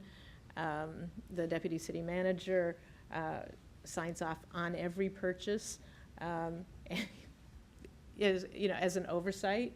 And so this is something that I didn't want to have the way that this was written give the impression that a department head simply can order something and it goes through without a variety of checks and balances throughout the system. Well, just to finish, and other people can speak, I definitely agree that the amount should be increased. I definitely agree that it's not a great use of council time for us to be spending any extra work that's required for staff to bring something before council that is a good, for us to be doing that on small amounts. My guess is for any number you picked, there will end up being a few things that fall right under that. So that's exactly right. And one thing that just came to mind is a lot of vehicles that we purchase fall under 50,000 but above 30,000. Right, they're like 32, 34. And that's something that is they're specifically budgeted for. And they've gone through the whole vehicle replacement committee, all of those kinds of criteria, they're in the CIP. We did do some checks on, like, what were the kinds of expenses that we did, and there's a lot that are in that kind of 28,000 to 32,000 range. And so so I would hesitate at 30,000. You know, somebody said, how about 75? I was like, no, that to me sounded too high. But obviously it's what you are comfortable with. I mean, I guess I would just say, since you mentioned it, not to overstate it, Mr. Denmore, that it's somewhat arbitrary, I would just say I somewhat would feel better at 30,000. So, no, but I understand. I'm not saying an objective reason for that is just sort of the kind of flow I'm getting. Let's see what the other council members have to say, and then Councilmember DeBala. Yes. I completely agree this has got to be streamlined. I'm also a little uncomfortable with 50,000. And if it's specifically vehicles which have been through several extra layers of checking and another committee, we could work that into a proposal, a proposed ordinance resolution specifically for that. There's a reference in here to an annual report, so maybe one way around, if we're going to streamline, maybe it could be a quarterly report, and it could just be a list, and that ought not, I'm assuming that ought not to be too tough to get a list of all the purchases over X amount, or I guess it's under X amount, within a range. No, that would be very easy. We provided a right, council member because with if you're only in office for 2 years, annual doesn't do too much in terms of actual oversight. I mean, it could be an attachment to our quarterly financial report. Right. So that might be a way to work that out.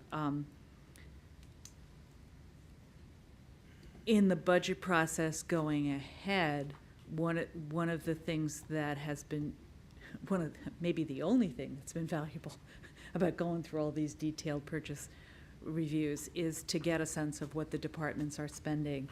So maybe in the budget process ahead of time, there could be a list of the proposed purchases for 30 or 50,000, and we could look at them all at once.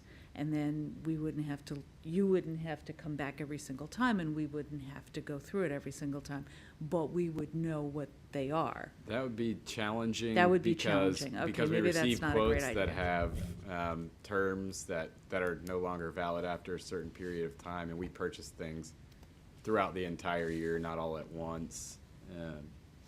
Okay, so maybe there's some way in the budget process in advance to know what is in some of these line items in terms of purchases.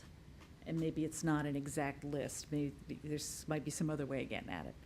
And then last, you all asked me to look at the green purchasing since I was involved in when it was first adopted, and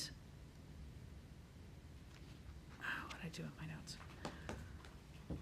I think it makes sense to move a lot of that detail to administrative regulation. For example, I checked on a couple of the specific references that were listed, and because we have a different EPA, some of those things don't exist anymore. So that's not particularly useful. It'd be better to have it in administrative regulation and have you all have more flexibility for the sources of where to go for green purchasing. But as I emailed you earlier today, I would be interested next week to get a little more information about how that's been working, if the 15% cost differential is working out, or if that's too high, too low.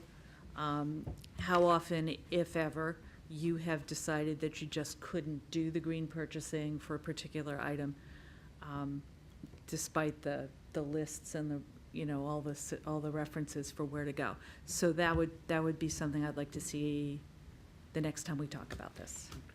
That's fine.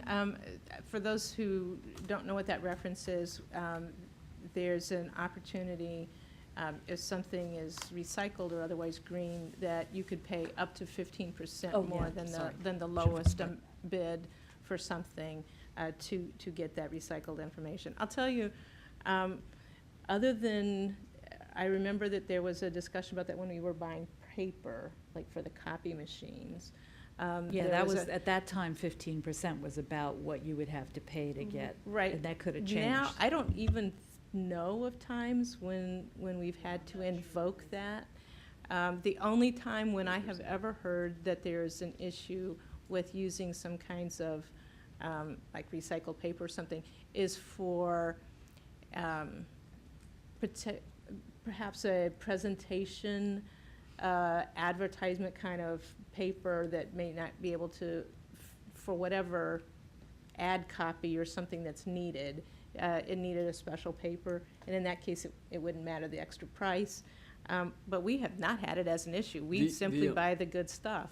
The only other example that I can think of would be where we buy a hybrid or electric vehicle that might That's true. cost That a little costs a bit little bit more more. than something that serves the same purpose that's not a hybrid or electric Right. vehicle. And that's been part of our vehicle Right. process. It's not necessarily, Yeah. we've not actually paid attention to the 15% rule Right, on because that. it's not actually the same kind of vehicle. Yeah. So is it fair? But I'm happy to provide information, but I just don't know of situations where we've actually had to invoke that. Okay. So, we've actually got that bullet point a little bit down the list, so if anybody else wants to speak to the $50,000, that'd be really helpful, so we know what to include next week. Councilmember Searcy. So I get the 50K, primarily because most of the things that the city, council really needs to focus on, it's usually going to be above that threshold. So I'm actually okay with the 50K threshold. I think where my concern is the up to 30K designee. I would prefer the city manager sign off on all expenditures, up to the point where it comes to the council. And it actually relates to some bullets that are later in the document where you're talking about the competitive when you're actually going to request bids or do price comparisons, that kind of thing. One concern I have is that at a lower level where you have up to 10,000, you're not requiring people, you're requiring good faith effort to make sure that you're getting the lowest cost. And you have a designee that would ultimately sign off on that contract. So that for me is a little, I would have some concerns about that. I would rather there be someone like you that would actually just make sure that there's nothing really out of sorts at that level, if that makes sense. Because again, just from the year on council so far, when I see even like the 20K, 30K, and again, it's all monopoly money to me at this point, just being in government as long as I have. Oh, it's only $30,000, not that much money. So, Yeah, I'm not there. yeah, I'm in monopoly money land. But there are some times where I'm wondering, why is it that we're having to approve all of these seemingly lower cost items that really were approved as a bundled project under the budget, if that makes sense. Now, I understand some things that are very costly, and that's why I think that 50K mark may actually be okay, given that, vehicles would fall, I mean, do we ever, if we ask ourselves, do we ever really say no to vehicles? Do we? I don't know. Terry might. But that's something that we may want to consider. But like if there's been some major things over the years that have fallen between that 30 and 50 threshold that the council has felt really strongly about, then maybe we do dial it back. But I personally haven't. I'm only a year in. I haven't seen a line item come through between 30 and 50 that would make me say no. I appreciate that. The other thing is that even if it's a $6,000 item that I think has any sensitivity, I bring it to your attention. That may not be required, but it's one of those things that, just from a regular process standpoint, I want you all to be on board and understanding of the various purchases we do. Yeah, thanks. Thank you. Councilmember Costick. Thank you for giving us the opportunity to discuss this further. I share some of the concerns about the $50,000 limit or max minimum. I don't know, my brain, it feels like 10:30, not 9:30. But I totally understand not wanting to go through this extra process for the smaller purchases and the burden that puts on staff and the burden that puts on the council. And I also appreciate that you, as the city manager, do bring these things to us. But I also think as we're outlining this, we need to look at it as a policy, regardless of who the city manager might be in 10, 15 years.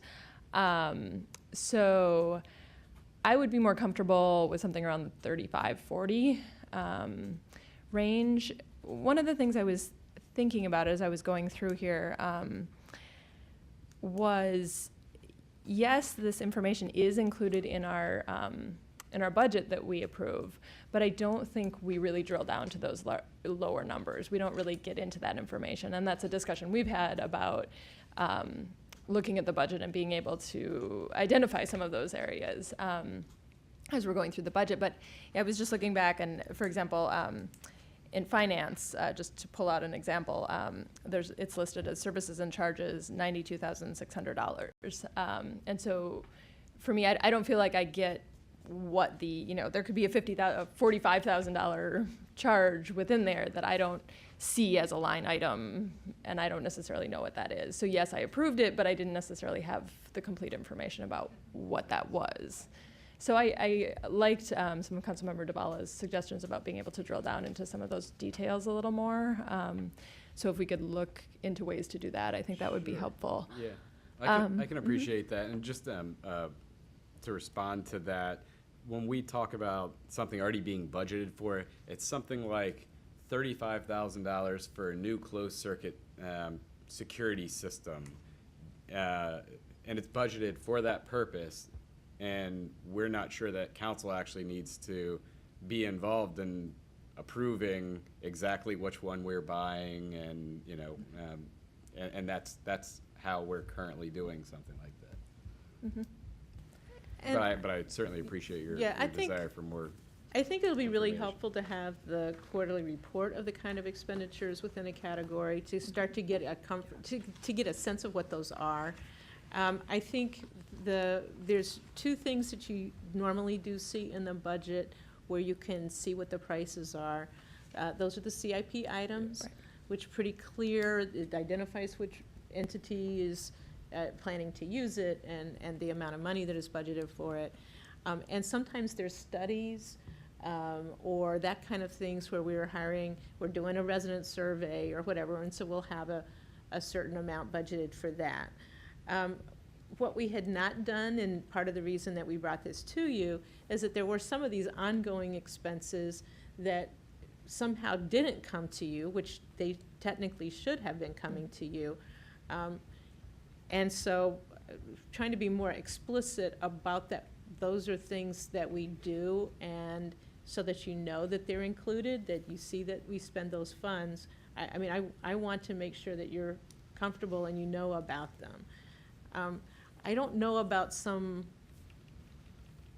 the only other kind of things that I could think of in the budget that might not tell you what it is. For example, there might be some of the promotional activities for our commercial areas.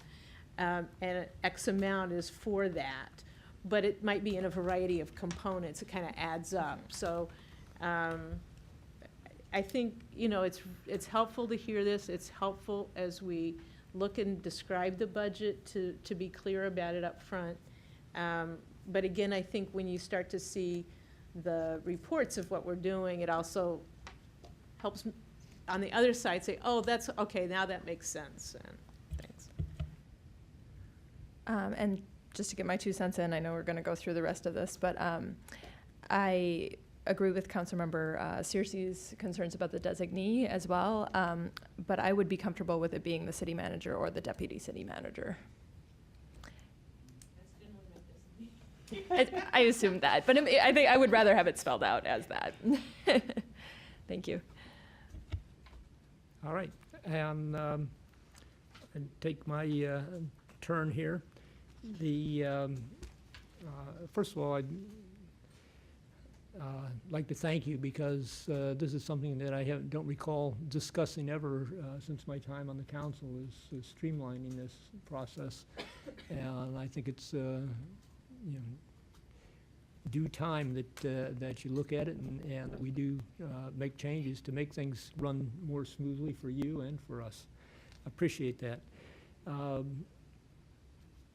And I would further say that my comments are made in light of the fact that it hasn't been changed for so long, that you know, some of the streamlining that we're looking at, again, specifically the $50,000, I'm far more comfortable with Councilmember Kovar's suggestion of $30,000, and I would say that you know, we're moving from 10,000 now. I think 30,000 is a more reasonable amount of money at this point, rather than jump clear up to 50, which is something that's more in line with much larger jurisdictions in the local area.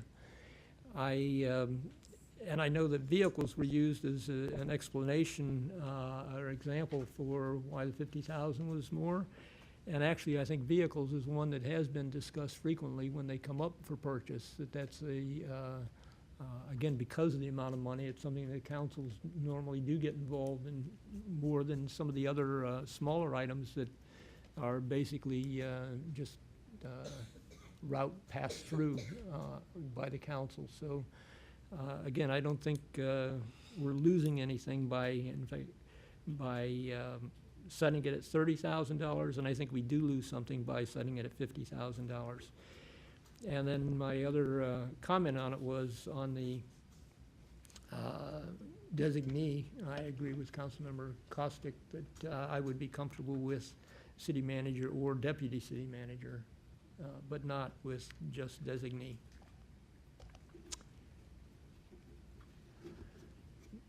Mr. Dan Weber, did you want to figure out where we are? We've jumped around a little on this. I have no idea where, no. So I think for the purposes of next week, I think we're clear on the requirement that the city manager sign contracts for all purchases greater than 30,000, and all others need to be approved by the city manager or deputy city manager. For the purposes of the $50,000 amount, I think we can, provide the $30,000 to $50,000 range, and when the full council is here next week, you can decide on a number there. Does that make sense? It makes sense to me. Okay. And then moving, and we've already actually moved along to a few of these. We are proposing that there be certain required reports that go to council. Right now, the city manager has few reports that are required to go to council. They include a listing of disposed equipment and goods on a quarterly basis, and the city manager must report when there is a sole source or emergency procurement, or when fewer than 3 quotes are obtained for professional services. We have to explain that reasoning. We think that the code should require annual reports going to council for all purchases, outlining all purchases between $30,000 and $50,000, and all emergency purchases between $10,000 and $30,000. And immediate reports go to council regarding all emergency purchases above $30,000. These dollar amounts here may be impacted by whatever you all ultimately decide is the threshold where the city council has to get involved. I don't know if you want to have any discussion about the required reports. Yes, on that first one you mentioned the list of equipment that was disposed of. Right, we have never done that. As far as I know, we have not submitted that to council. Not since it went to, not since you started using a web service to dispose of the materials or of the things. No, Prior to that, there was always the public auction. We keep all of this information. We keep it for the auditors, the finance department. I have to sign off on anything we get that's disposed of, whether it's a crappy desk that is falling apart and we say it's going to the trash or whatever. That's a routine thing that either Jason or I are signing off on. But we've not provided those reports to the council. We've just. There used to be a report to the council that itemized the particular items and what the city made when they sold those items. And some of that was vehicles. I'm glad people did that. That was before me, and I have not done that. Some of it was vehicles, and some of it was seized items by the seized property. We certainly share that information when it's something like when it's the seized items, when it has to do with the police department. That's a process that we do share. It often is in coordination with the city attorney as part of the disposition. I think that the city council, though, should be aware of that process to at least, how much is being done and how it's being disposed of. Right.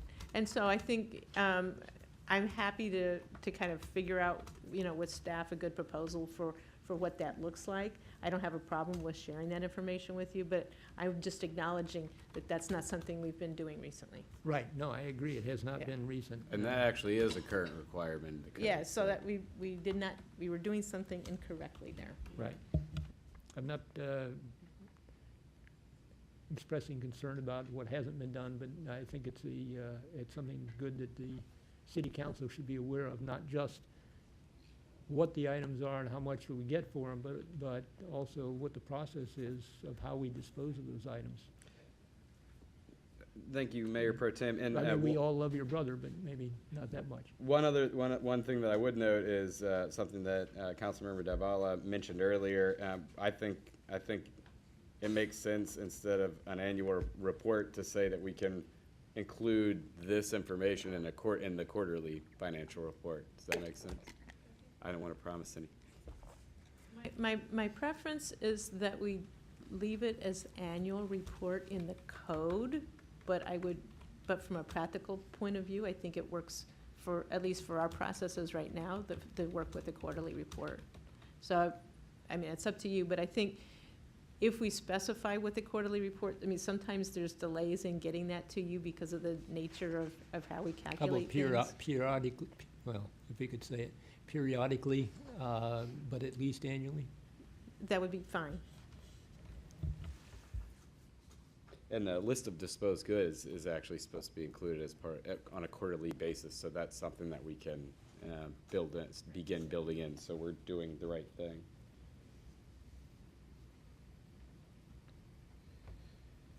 So anything else on the required reports to council?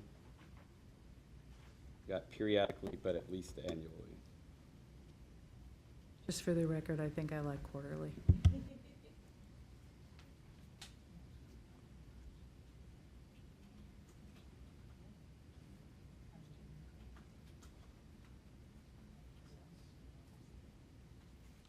Shall I Go move ahead. on? Go ahead, move on.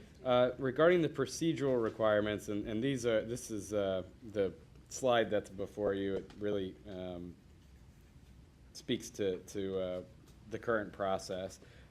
We're proposing that the council increase the purchase amount requiring competitive sealed bids and proposals.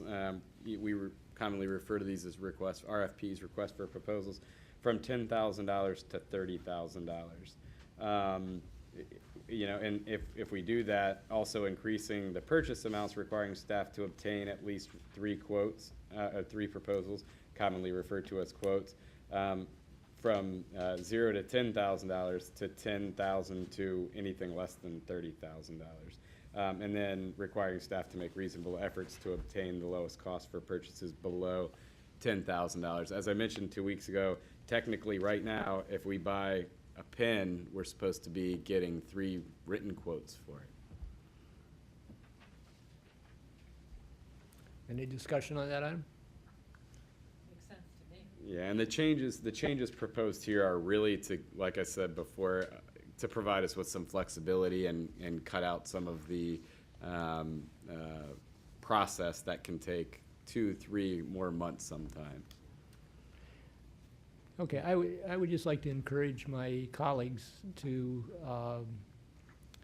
think of this in terms of the future, because we all love our city manager and trust her. But, it isn't always going to be this council sitting in this seat, and it isn't always going to be the same person being the city manager. And in the past, we have had some difficulties in this area. So as we craft this, I want us to be comfortable that we are doing it for the future, and with that in mind of the trust but verify. All right. All right. Anything else on this item? If not, we'll move on to our next agenda item. Well, not the next agenda item. We've got a few more bullet points for this. Gosh, I didn't turn the proposed page amendments. again. So much easier when you don't turn the page. The next one is, in addition to existing provisions for emergency procurements, professional services, and cooperative purchasing, create an exception that allows the city to take advantage of limited term sale offers. I don't know exactly what that language will be. That's something that the city attorney and I can discuss. But we do feel like we have been unable to take advantage of some cost savings, year-end sales, things like that, because of the processes that we have in place, and would like to create some sort of exception when there is a limited term sale that's taking place. What are examples of that? So, for example, I mentioned earlier the closed circuit TV, the security system that we have in the community center, and right now we're looking at a system that costs about $40,000, and at the end of last fiscal year, we could have gotten the same thing for about $25,000. Just because they're in a clearance mode, kind of? And a lot of, a lot of organizations that sell to governments know when governments are nearing their fiscal year end. Tacoma Park is not a place that blows all their money towards the end of the fiscal year, which is unlike some other places that I've worked before. So, sorry. So in terms of that one, I mean, I totally understand that concern. I guess my concern is that even though it's one thing if it's a sale for something that is within a certain amount of money, I would hate for us to be in a situation where we're cutting corners on very expensive items because it's on sale and we haven't done our due diligence. So, I mean, if it is something that is clearly budgeted for, so let's say like that television, for example, if we through the budget process had already identified, increasing or improving the televisions or getting new televisions for the rec center or something that was on the list of things that we were talking about. And what we're really just talking about in terms of taking advantage of the sale is not in an emergency case, but it is something that has already been identified and approved by the council as part of its budget. And now we just need to kind of streamline the approval process in order to take advantage of a potential cost savings. That makes sense. I grow a little concerned if we're talking about something that just popped up and, oh, there's a sale and, oh, now you only have 2 days to consider it, kind of thing. I think maybe it makes sense I agree there should be a threshold. Totally understand that. Maybe it is the same threshold as what would require council approval anyways. And maybe we can build in some language that provides a caveat that we can get something on the next council's agenda or something like that if it's something above that amount. That would maybe be something that, I don't know. Then we may not be able to get around the competitive bidding requirements. Right now, we're picky and we pass up items all the time. And I will say, staff comes to me and say, oh, I heard about such a, I'd say no, I just say no. And some of the folks have said, but it's a good deal. So, I mean, I think how that's written is really important to me. So we'll be coming back to you with really careful language because I also have no desire to have real wiggle room on that one. Yeah, there should be bounds there also. Okay, well, I'll work with the city attorney on some language and we'll, for the purposes of your discussion next week, use whatever that range is that you all will be discussing, and you can, I guess, figure it out over the next 2 readings of the ordinance. I would also add that it would probably be useful in considering that point that you look at what it is that slows things down, whether it's the competitive bidding process or bringing it to the council, or what aspect that is that prevents you from taking advantage of the sale. And maybe it could be directed specifically at that point. Sure, okay. Yeah, that makes sense. And then it also seems to me that if we know, for example, that there are always likely to be sales at a particular time of the year, some advanced planning could maybe help identify those items and have them ready to go as fast as possible at that point in the calendar year. That could be a helpful way to avoid it as well. Okay, thank you. And then the next point is the one that Councilmember Dabala was brought up a little bit earlier. Currently, for environmentally friendly purchasing, there's a pretty detailed requirements in the code, and we're proposing moving those, keeping reference to them in the code, but moving the actual specific regulations, requirements to administrative regulations to enable us to, actually follow our own code, for example, which we can't do if it doesn't jive with what the current EPA regulations are. Mr. Kovar, did you have a? No, that was- question? Okay. And Ms. Costick? Mentioned this last time. I would like to see us add a note about socially responsible purchases as well, to mirror the environmentally friendly purchasing language. And I know there is some information about that in other places, but if we could just make it mirror the environmentally friendly information, I think that'd be helpful. I note that, may I speak? Sure. I note that this is only a piece of it, but in the current environmental section, it talks about preference for local business, locally purchased, and it defines that actually. So that's a piece of it. Yeah, I'd like to see it go farther and focus on minority-owned businesses and women-owned businesses and those sorts of things. Okay. And finally, the current code doesn't actually permit for renewable or evergreen contracts. And we would propose that we include some language that allows us to, that explicitly permits multi-term contracts.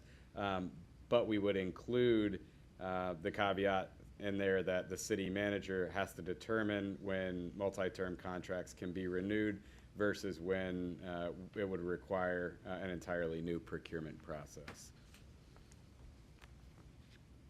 And just one question on that. Would there be any sort of limit on the number of years of that, or could that go on for, Yeah, we wanted to have a limit on that. I 37 years. insisted, actually. And so I think we were looking at about a 5-year period. I mean, I was sort of thinking 3 to 5 years, you probably wouldn't We go do beyond 5 that. years for a number of professional service contracts. And also certain technologies that I don't know how long we've had Microsoft Office here, for example, but that's something that technically should have been coming back to you every single year when we renewed it and bought the licenses. Well, I mean, I think that's a good example of something that it would be not a good use of our time to have to do constantly, but maybe to reassess it periodically strikes me as That's right. reasonable.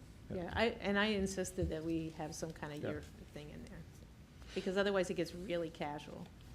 Yeah. So, and to that point, so I keep going back to these thresholds and what the rules are depending on the threshold. So if we're talking about something that would be over $10,000, for example, that would fall in the category of having to have the bid process or having to have those three bids come in to compare price. Are we talking about doing that annually, or is it you would do, because most of these guys usually don't just give you a flat rate for multiple years like that. You could have a multi-year contract with them, but they may come back year after year asking you for an extra $5,000, an extra $2,000, maybe a little cheaper. So how would that process work? There's two different kinds. There's some that are almost sole source, and so those get identified. When especially there's the almost sole source. So there's folks who are a good partner to work with on lights. To not go with them means really thinking different lights. It's a big deal. So you have to think about that. So on an annual basis, you don't do the competitive stuff. But on a periodic basis, you say, is this really the right partner for the city? On some other things, I could see an annual look at that if it's not something that ties us in with expertise or products in the same way. So I guess I don't have a complete answer on those different options, but that's the kind of thing we look at to identify by the type of the product or the service, if it's something that really functions as a partner or sole source that we want to continue with, as opposed to just a standard re-up for that kind of a contract. Right. And the examples that come to mind are like our relationship with our legislative advocates, for example. We renew there's an escalator, even the city attorney's contract. There's an escalator, and it can be, the original contract says it can be renewed up to 3 times or up to 5 times. I think 5 is the most I've seen. That's actually for the city attorney. Okay. So it basically would be in those cases where you're talking about most likely some sort of sole source kind of thing. Or maybe you go through the process of getting the bids for the first time around and you really like them and you want to just reserve the option that when you you'd renew it for a longer period of time. And so. That's right, but having said that, I also really want us to, when we anticipate that that could be the case, that we have that as part of the original solicitation, to say our intention is that it would be on a renewable basis for, a certain number of years, so that they know, but we know, and it's not something that last year we're like, well, we just like them, so we're gonna keep, that's not good enough. Yep. Okay, that makes sense. So basically, you're not just limiting this to those contracts that would fall within a lower threshold per se. It would be any contract, whether it's the 30,000 above the 30,000 threshold, but the idea would be we like the option of being able to renew, and so that would be something that would be clearly communicated to the council. So the process would be the same. You were just requesting the option to renew for or have these longer periods of up to 5 years. Okay. Councilman Kuhar? And not to extend it any longer, just 2 other thoughts that occur to me. The 2 examples that were given then would be ones that probably the council would be involved in anyway, the legislative advocate and the city attorney. But separate from that, the only other thing is I can imagine a situation where, say it's 5 years and you're in the 5th year, but then there's some major project that they're right in the middle of, and it would be kind of a bad idea to then stop and right, but maybe there should be sort of, you can ask for an extra year if you're in the middle of something or a compromise. I just don't know enough about how that would work, but I wouldn't want the limitation to be sort of weirdly straitjacketing you if they were like in the middle of a project. Maybe that doesn't happen very often, if at all, but that's the only other thought that occurred to me. Yeah, I think what's being proposed actually meets that interest. You would have the option, even after 5 years, to determine whether or not we need to do a whole new competitive bidding process or continue down the path that we're on. All right. Okay. So thank you all. And again, I'm going to be working with the city attorney to do some redlining for next week. Because that's going to be a discussion of the code itself. I assume that the city attorney will be leading that discussion, but I'll be here to be supportive. Fill in the gaps. All right, I Thank you. Let's move on to item number 7. This is the quarterly financial report. Yeah, it's fun to talk about finances. Before you is the financial report that actually covers all 4 quarters of the fiscal year 18. And that is the revised one we received. it's a revised one because the headings on some of the on one of the pages had been changed because they're already working on the first quarter for FY19 and it got mixed up, and so we apologize for that. For that, the numbers were correct, but the headings on one page were an error. If you look through these numbers and you compare them to the CAFR, they are different. One of the things that happens to the Comprehensive Annual Financial Report, the CAFR, because even though they both cover the full year, there's a lot of end work that is done after kind of the closeout of the books to make all the adjustments with the auditors. So this is kind of what they determined in September, but not what they determined in October. And just the work that goes through, you will see some of the small differences on that. I appreciate in the past, there have been some suggestions about how to portray this information. I hope it's helpful to you and we can make some changes if needed. There's only a couple things to highlight. There's some extra money that we received, primarily in interest income because we have not yet spent as much money as we had thought from our library and transportation bonds. So we have interest income accruing from that that is more than we had expected. Almost everything else is pretty close to in line with the budget. There was a few changes. There's a decrease in some of our library fine money because we automatically re-up books now for people for the most part. And I will just give you a heads up that the trend in libraries now is not to charge fines at all. So that may be something that comes before you or is raised by patrons. So just so you know as we go into the next budget year. If you have any questions, please let me know. But I think this is a good way to follow along through the year, and I appreciate the idea of adding some additional information to this document as we go forward. And thank you for those who looked at it really carefully and asked me questions about it. So. All right, any questions or discussion? I just have a couple of little things. One note was I found it confusing looking in the far right column with the percentage collected, Right. that the 100% was 100% when it was exactly the same amount as was expected, as well as it was listed at 100% when there was something that was not anticipated. For example, the EVI charger was budgeted was a 0, but $4,797 came in. And so that was also listed at 100%. And I know it's difficult to estimate what you list there, but to me, just if you're kind of glancing down the column there, if there were a way to represent that so that it could be like, oh, look, that is not 100%, it's exactly what we anticipated, but something that's different, that would be helpful. Okay. So speaking of that, what was the EVI charger?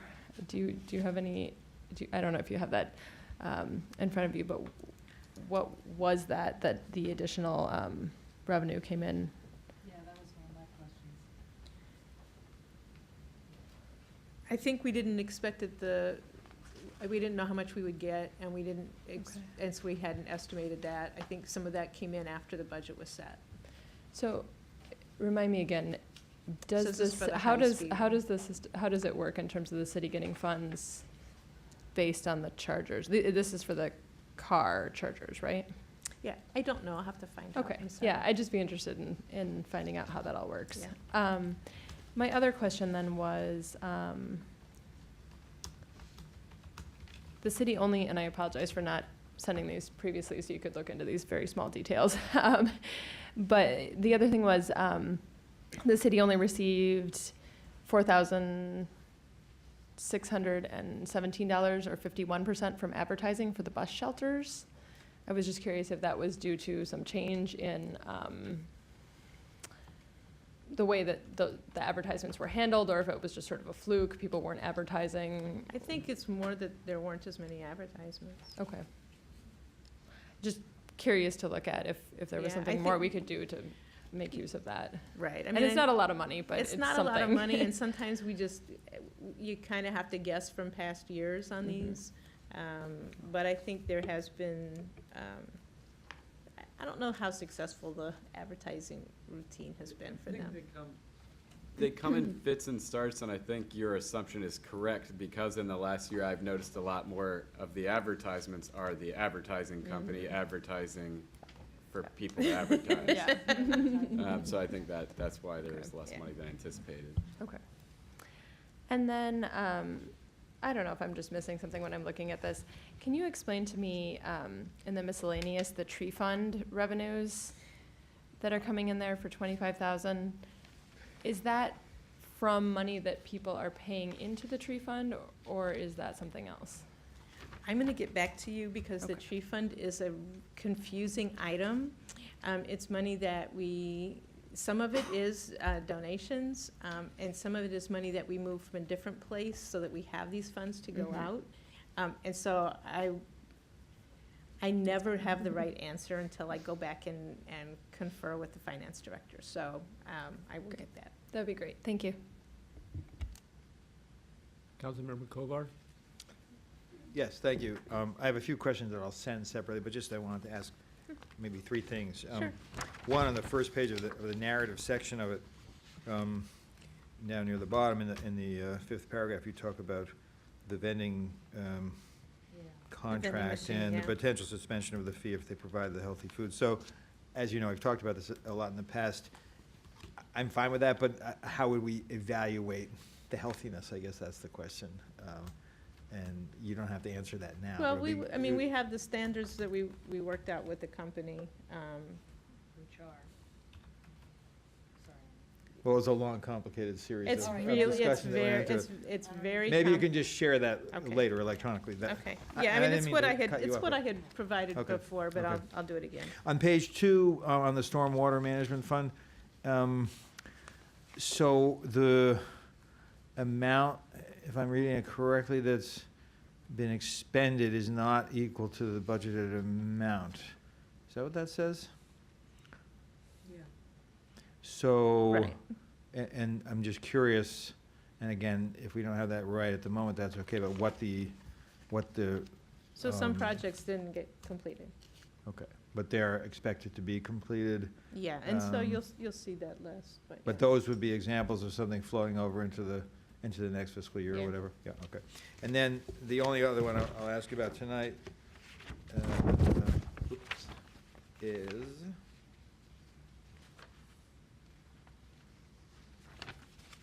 pardon me?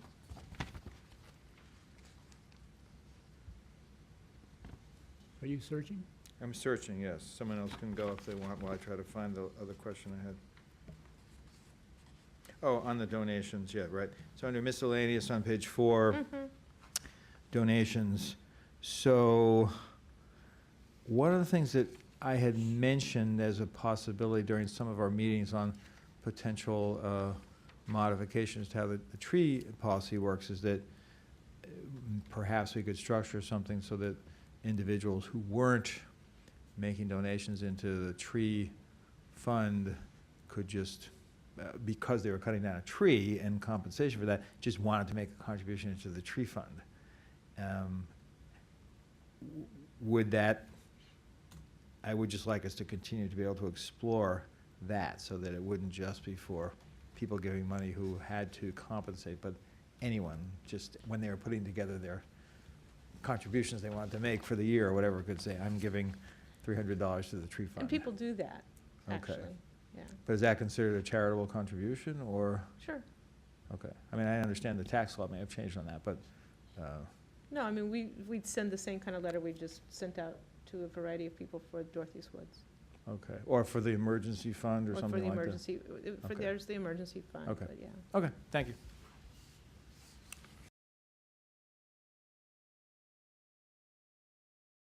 And it actually will, I guess, roll over into the next agenda item. But one thing that we have been, Councilwoman DeBala and I, about, how do we deal with donations going forward?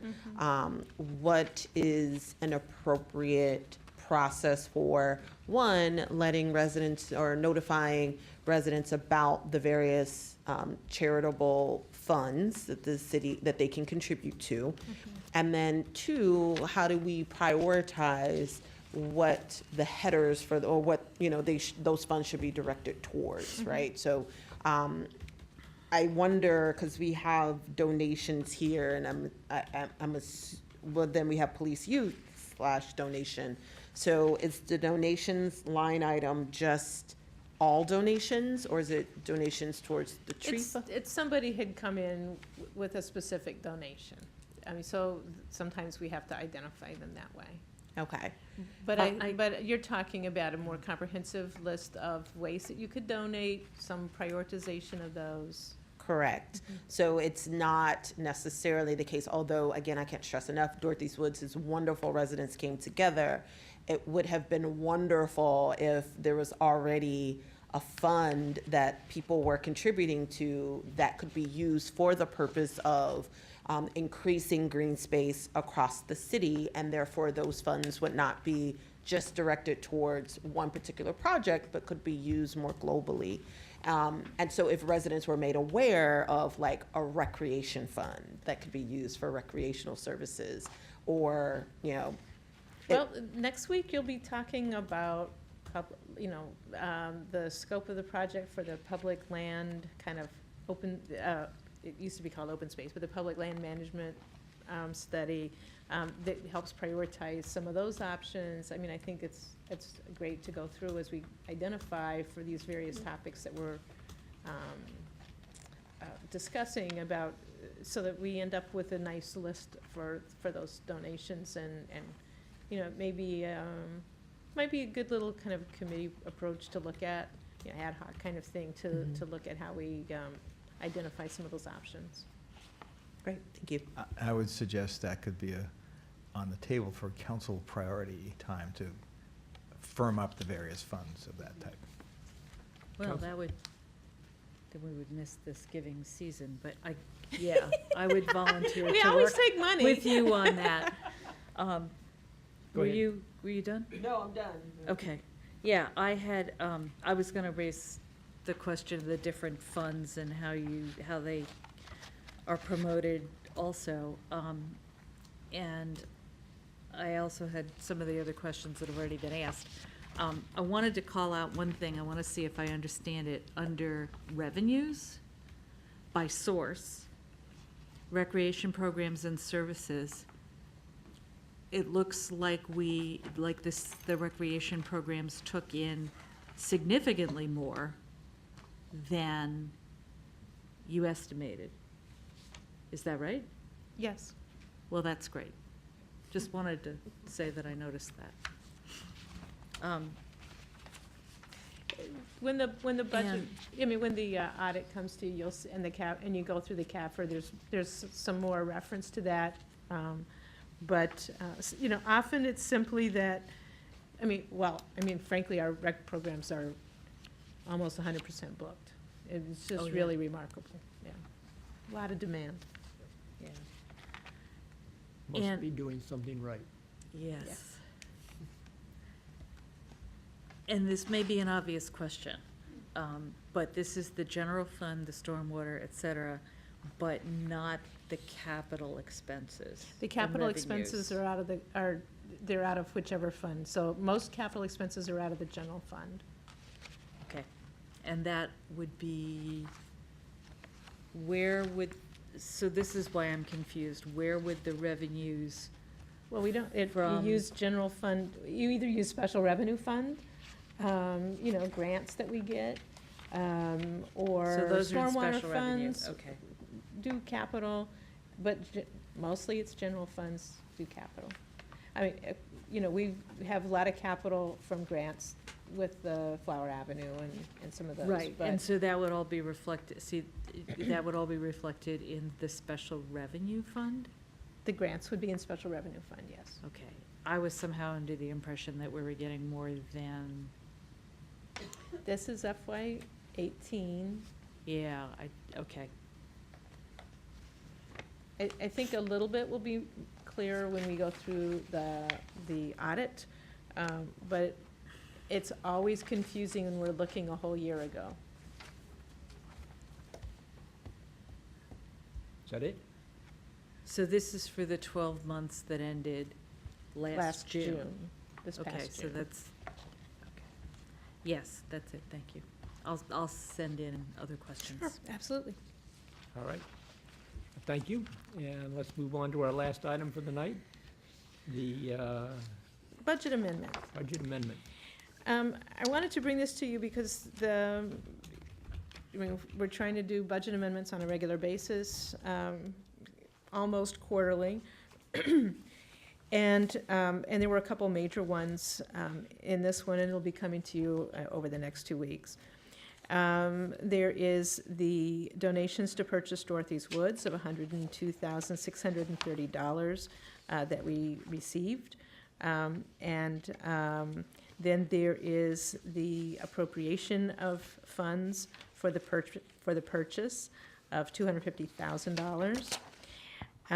There is a carryover amount for the police space renovation and atrium floor close-in of $102,139. This was in the FY18 budget, but it wasn't carried over yet to the FY19 budget, and we're moving forward with that. And then there's the item on the dog park.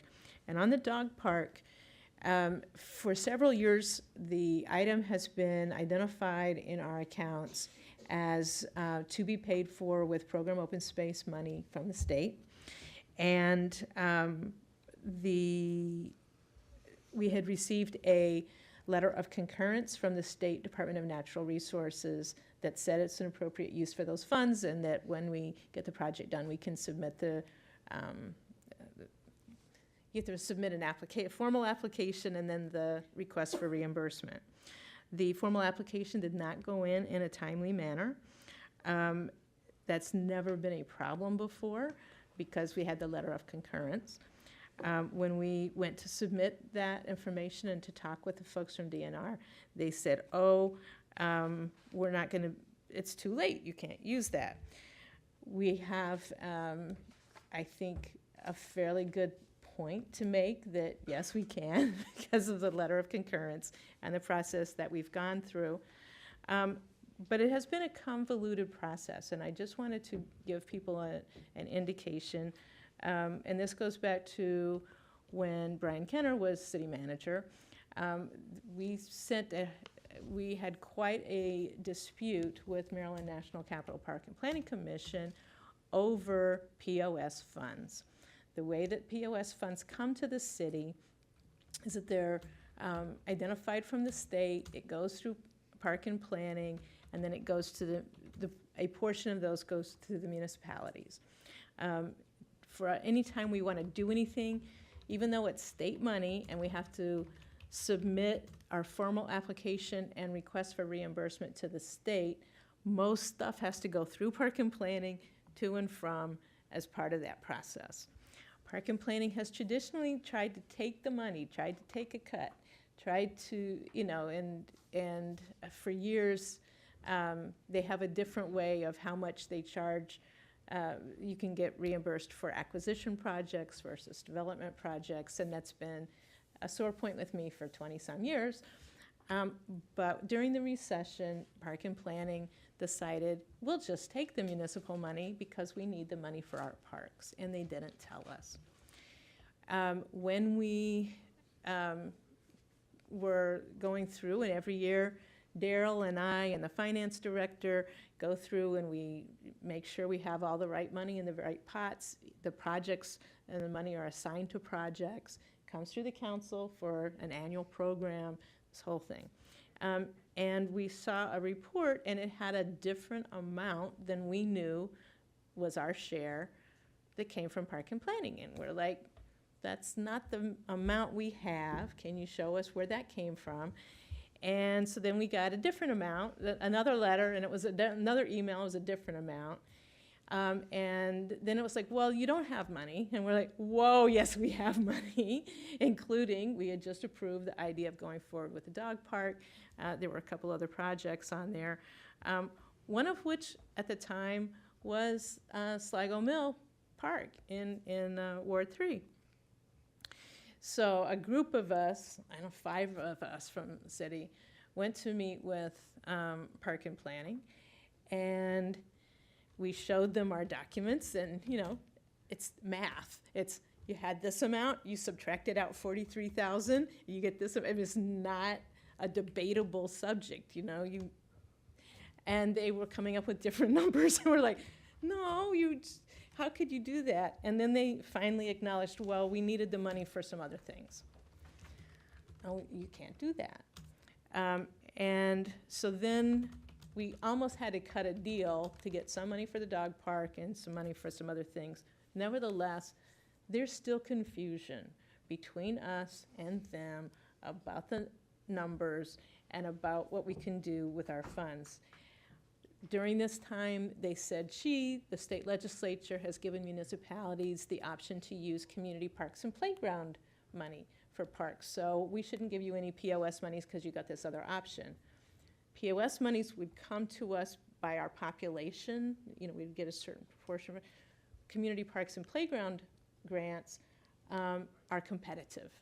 And so we said, look, that's not the same thing. We'll try for competitive things. And in any event, what we're doing now is we are making sure that we have all of our numerical counts for all the various history of this together so that we can call together a meeting with the state rep and the park and planning rep and identify what the numbers are, why is it they can't be used for the dog park.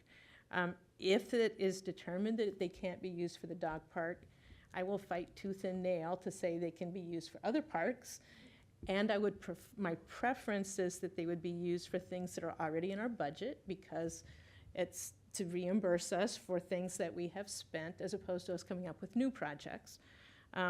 Again, if that's not a possibility, their new projects would need to be parks related. All right, the question for me is it an appropriate time for the council to be involved at a political level? I think that I want to make sure that I have the numbers completely correct. I want to have that discussion. If I don't feel that we are getting our fair share, I will use you very much. I was very frustrated about this.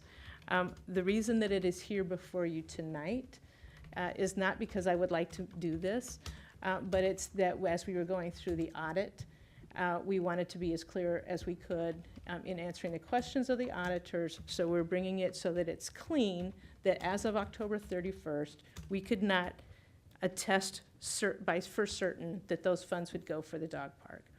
That's why it's here. I'd still like to get it there, but as of October 31st, I could not make that claim, and I'm happy to use you. All right, good. I appreciate you wanting the audit to be clean. Just too much explanation and Well, not enough it resolution. is a complex issue, so there will be more discussion about it, but I just wanted to be really clear that it wasn't just somehow a miscalculation or something on our part. It's a part of a much bigger discussion. Thank you. If we could look back at the other item, the police space renovation, I wanted to call to your attention that this year is my 72nd birthday, and I would like to be here for the ribbon cutting of the... I would love that. of I would the, love that. redesign of that space. Okay, so We're moving on it. we're moving the wrong direction right now. It's sliding forward. Yeah. All right, Mr. Kovar. Oh, thank you. I agree with Mr. Siemens that himself or someone else being used politically would be great. One other question. So I always thought written off was just one of those things people say. If, despite potential council involvement, we still don't get the money, that's money we have to pay from our budget that we don't? We've already paid for these. We've already paid for the construction. It's reimbursement, yeah. So, so what does that mean budget-wise when we say written off? I mean, does it have It means if we don't get the money, it means we lose $227,523. But we have to take that away from our budget. Does that mean we can't spend, we have a shortfall, or am I missing the? It's, right now, it's in the, it's traditionally been in the special revenue account, which is a little bit different than our general revenue area. But yes, it identifies that money as not being able to be used. But for would we have to something else. make up for it in some other way? I mean, but the dog park work's already been done, is what you're saying, right? So, Yeah, dog park's done. okay. But it changes, it reduces the amount of our reserve by that amount. Okay, okay. But did I hear you, before we get to that, we've got other options? Oh, I absolutely, Yeah. I don't That's okay, anticipate this great. money is gone. Okay, okay. I do And- not, I would be feeling very differently if I anticipated the money Okay. was gone. One other question, then on a separate matter. So, on the Dorothy's Woods purchase, and so what we have, and we talked about this previously, is a little over 100,000 that was brought in, a total of 250 or so, I mean, of that, of which about 150 or a little less, we, from city coffers paid for. So, one of the things we talked about, I mentioned this earlier today to Councilmember Sirsky, actually, was that was an unexpected amount. I thought we had to do it to retain legal control of the property, but we had talked about, and I don't know if everybody agreed with me, but that we ought to try to find a way to offset that from within this, the same fiscal year's budget, since it wasn't something that we had anticipated initially that we would need to expend as we worked our way through all the overlapping liens connected to that property, which you know, were very complicated. So we're not doing that in this amendment, but No. I'd just like to say, I still think, for me, it would be helpful, more than helpful, it'd be a good idea for us to try to find an offsetting savings somewhere in the budget for that 150,000, and maybe we can try to find that as we keep going forward. And I don't know how easy that would be, but we talked about that. I and- don't have a location for, I don't have some project that we don't need to do that you've changed your mind on. I Mhm. don't have savings from something that was unexpected. Overall, we have remarkable savings on the LED light program, but No. that's not for this same No, year. no. And that's not for, I don't think I would want to use it for that purpose. We talked about that Yeah. also. But, you know, sometimes at the end of the year, there are things, right? That's why I took it out of reserve. Yeah. I mean, I think I would love for you to be, you know, as you look at various items, if there's something that you think you know, you don't need, talk to your colleagues. Okay. But the real action frankly happens at the next budget period, when you go through that process. Okay. Councilmember Searcy. Thank you for the explanation on the dog park. So one question I have is, does the state money, so the POS funds, is that a regular It used funding to, for us? it used to be an annual amount, and it used to actually, you know, be real money. Then it really dropped down because of a different way of how the state calculates it. You know, in the past few years, if we're lucky, it's in the $40,000 range. But it's, like I said, it's been reduced. And so in terms of, because, you know, I of course have some ideas. In terms of if after lobbying and the like, we find out, hey, tough cookies, you guys can't use this 200 some odd thousand for the dog park, which we've already paid for. And I agree with you, it makes sense to direct those funds towards something that is in the budget, but what would those projects? Well, I don't know that I have anything right off the bat. One of the things that we try to do whenever we have an idea for a park project is to put in a letter of concurrence request in case we want to use those funds for that. And in the past, we've moved POS funds around from projects to project, depending on timeliness of the action and that kind of thing. And so we don't have anything hanging out there right now. We tend to use it for, in the past, we used it on a regular basis for rehabbing playground equipment. And there's, and so we can do that. We actually used some POS funds for this room, for some of its use. That's less likely now because of changes in the regs of what you can use POS funds for. But, you know, when we look through the list of parks and park projects, there are a couple sources of funds that traditionally go to park projects, and POS funds are right there. And you know, I'm going to push for Hillwood Manor Playground and the plethora of, you know, I know my colleague, Councilmember Smith is not here, but I'm really going to push for his playgrounds to get improved as well. And I understand the frustration of having Having take Park money and off Planning the top. to take our money and then And we then have to use our give it money back for to them. them. Yeah, no, it's hard. It's hard. It's a hard pill to swallow. But I do think that in those wards, and we'll talk about this more when we kind of start talking about the open space plan, Right. in those wards where there aren't opportunities for land acquisition such that you could build city-owned playgrounds, and the main playgrounds that residents are able to use are those that are county playgrounds. It might just take the gut punch and just get the playgrounds improved, because it would just improve the quality of life for a number of residents in the city that currently don't have access.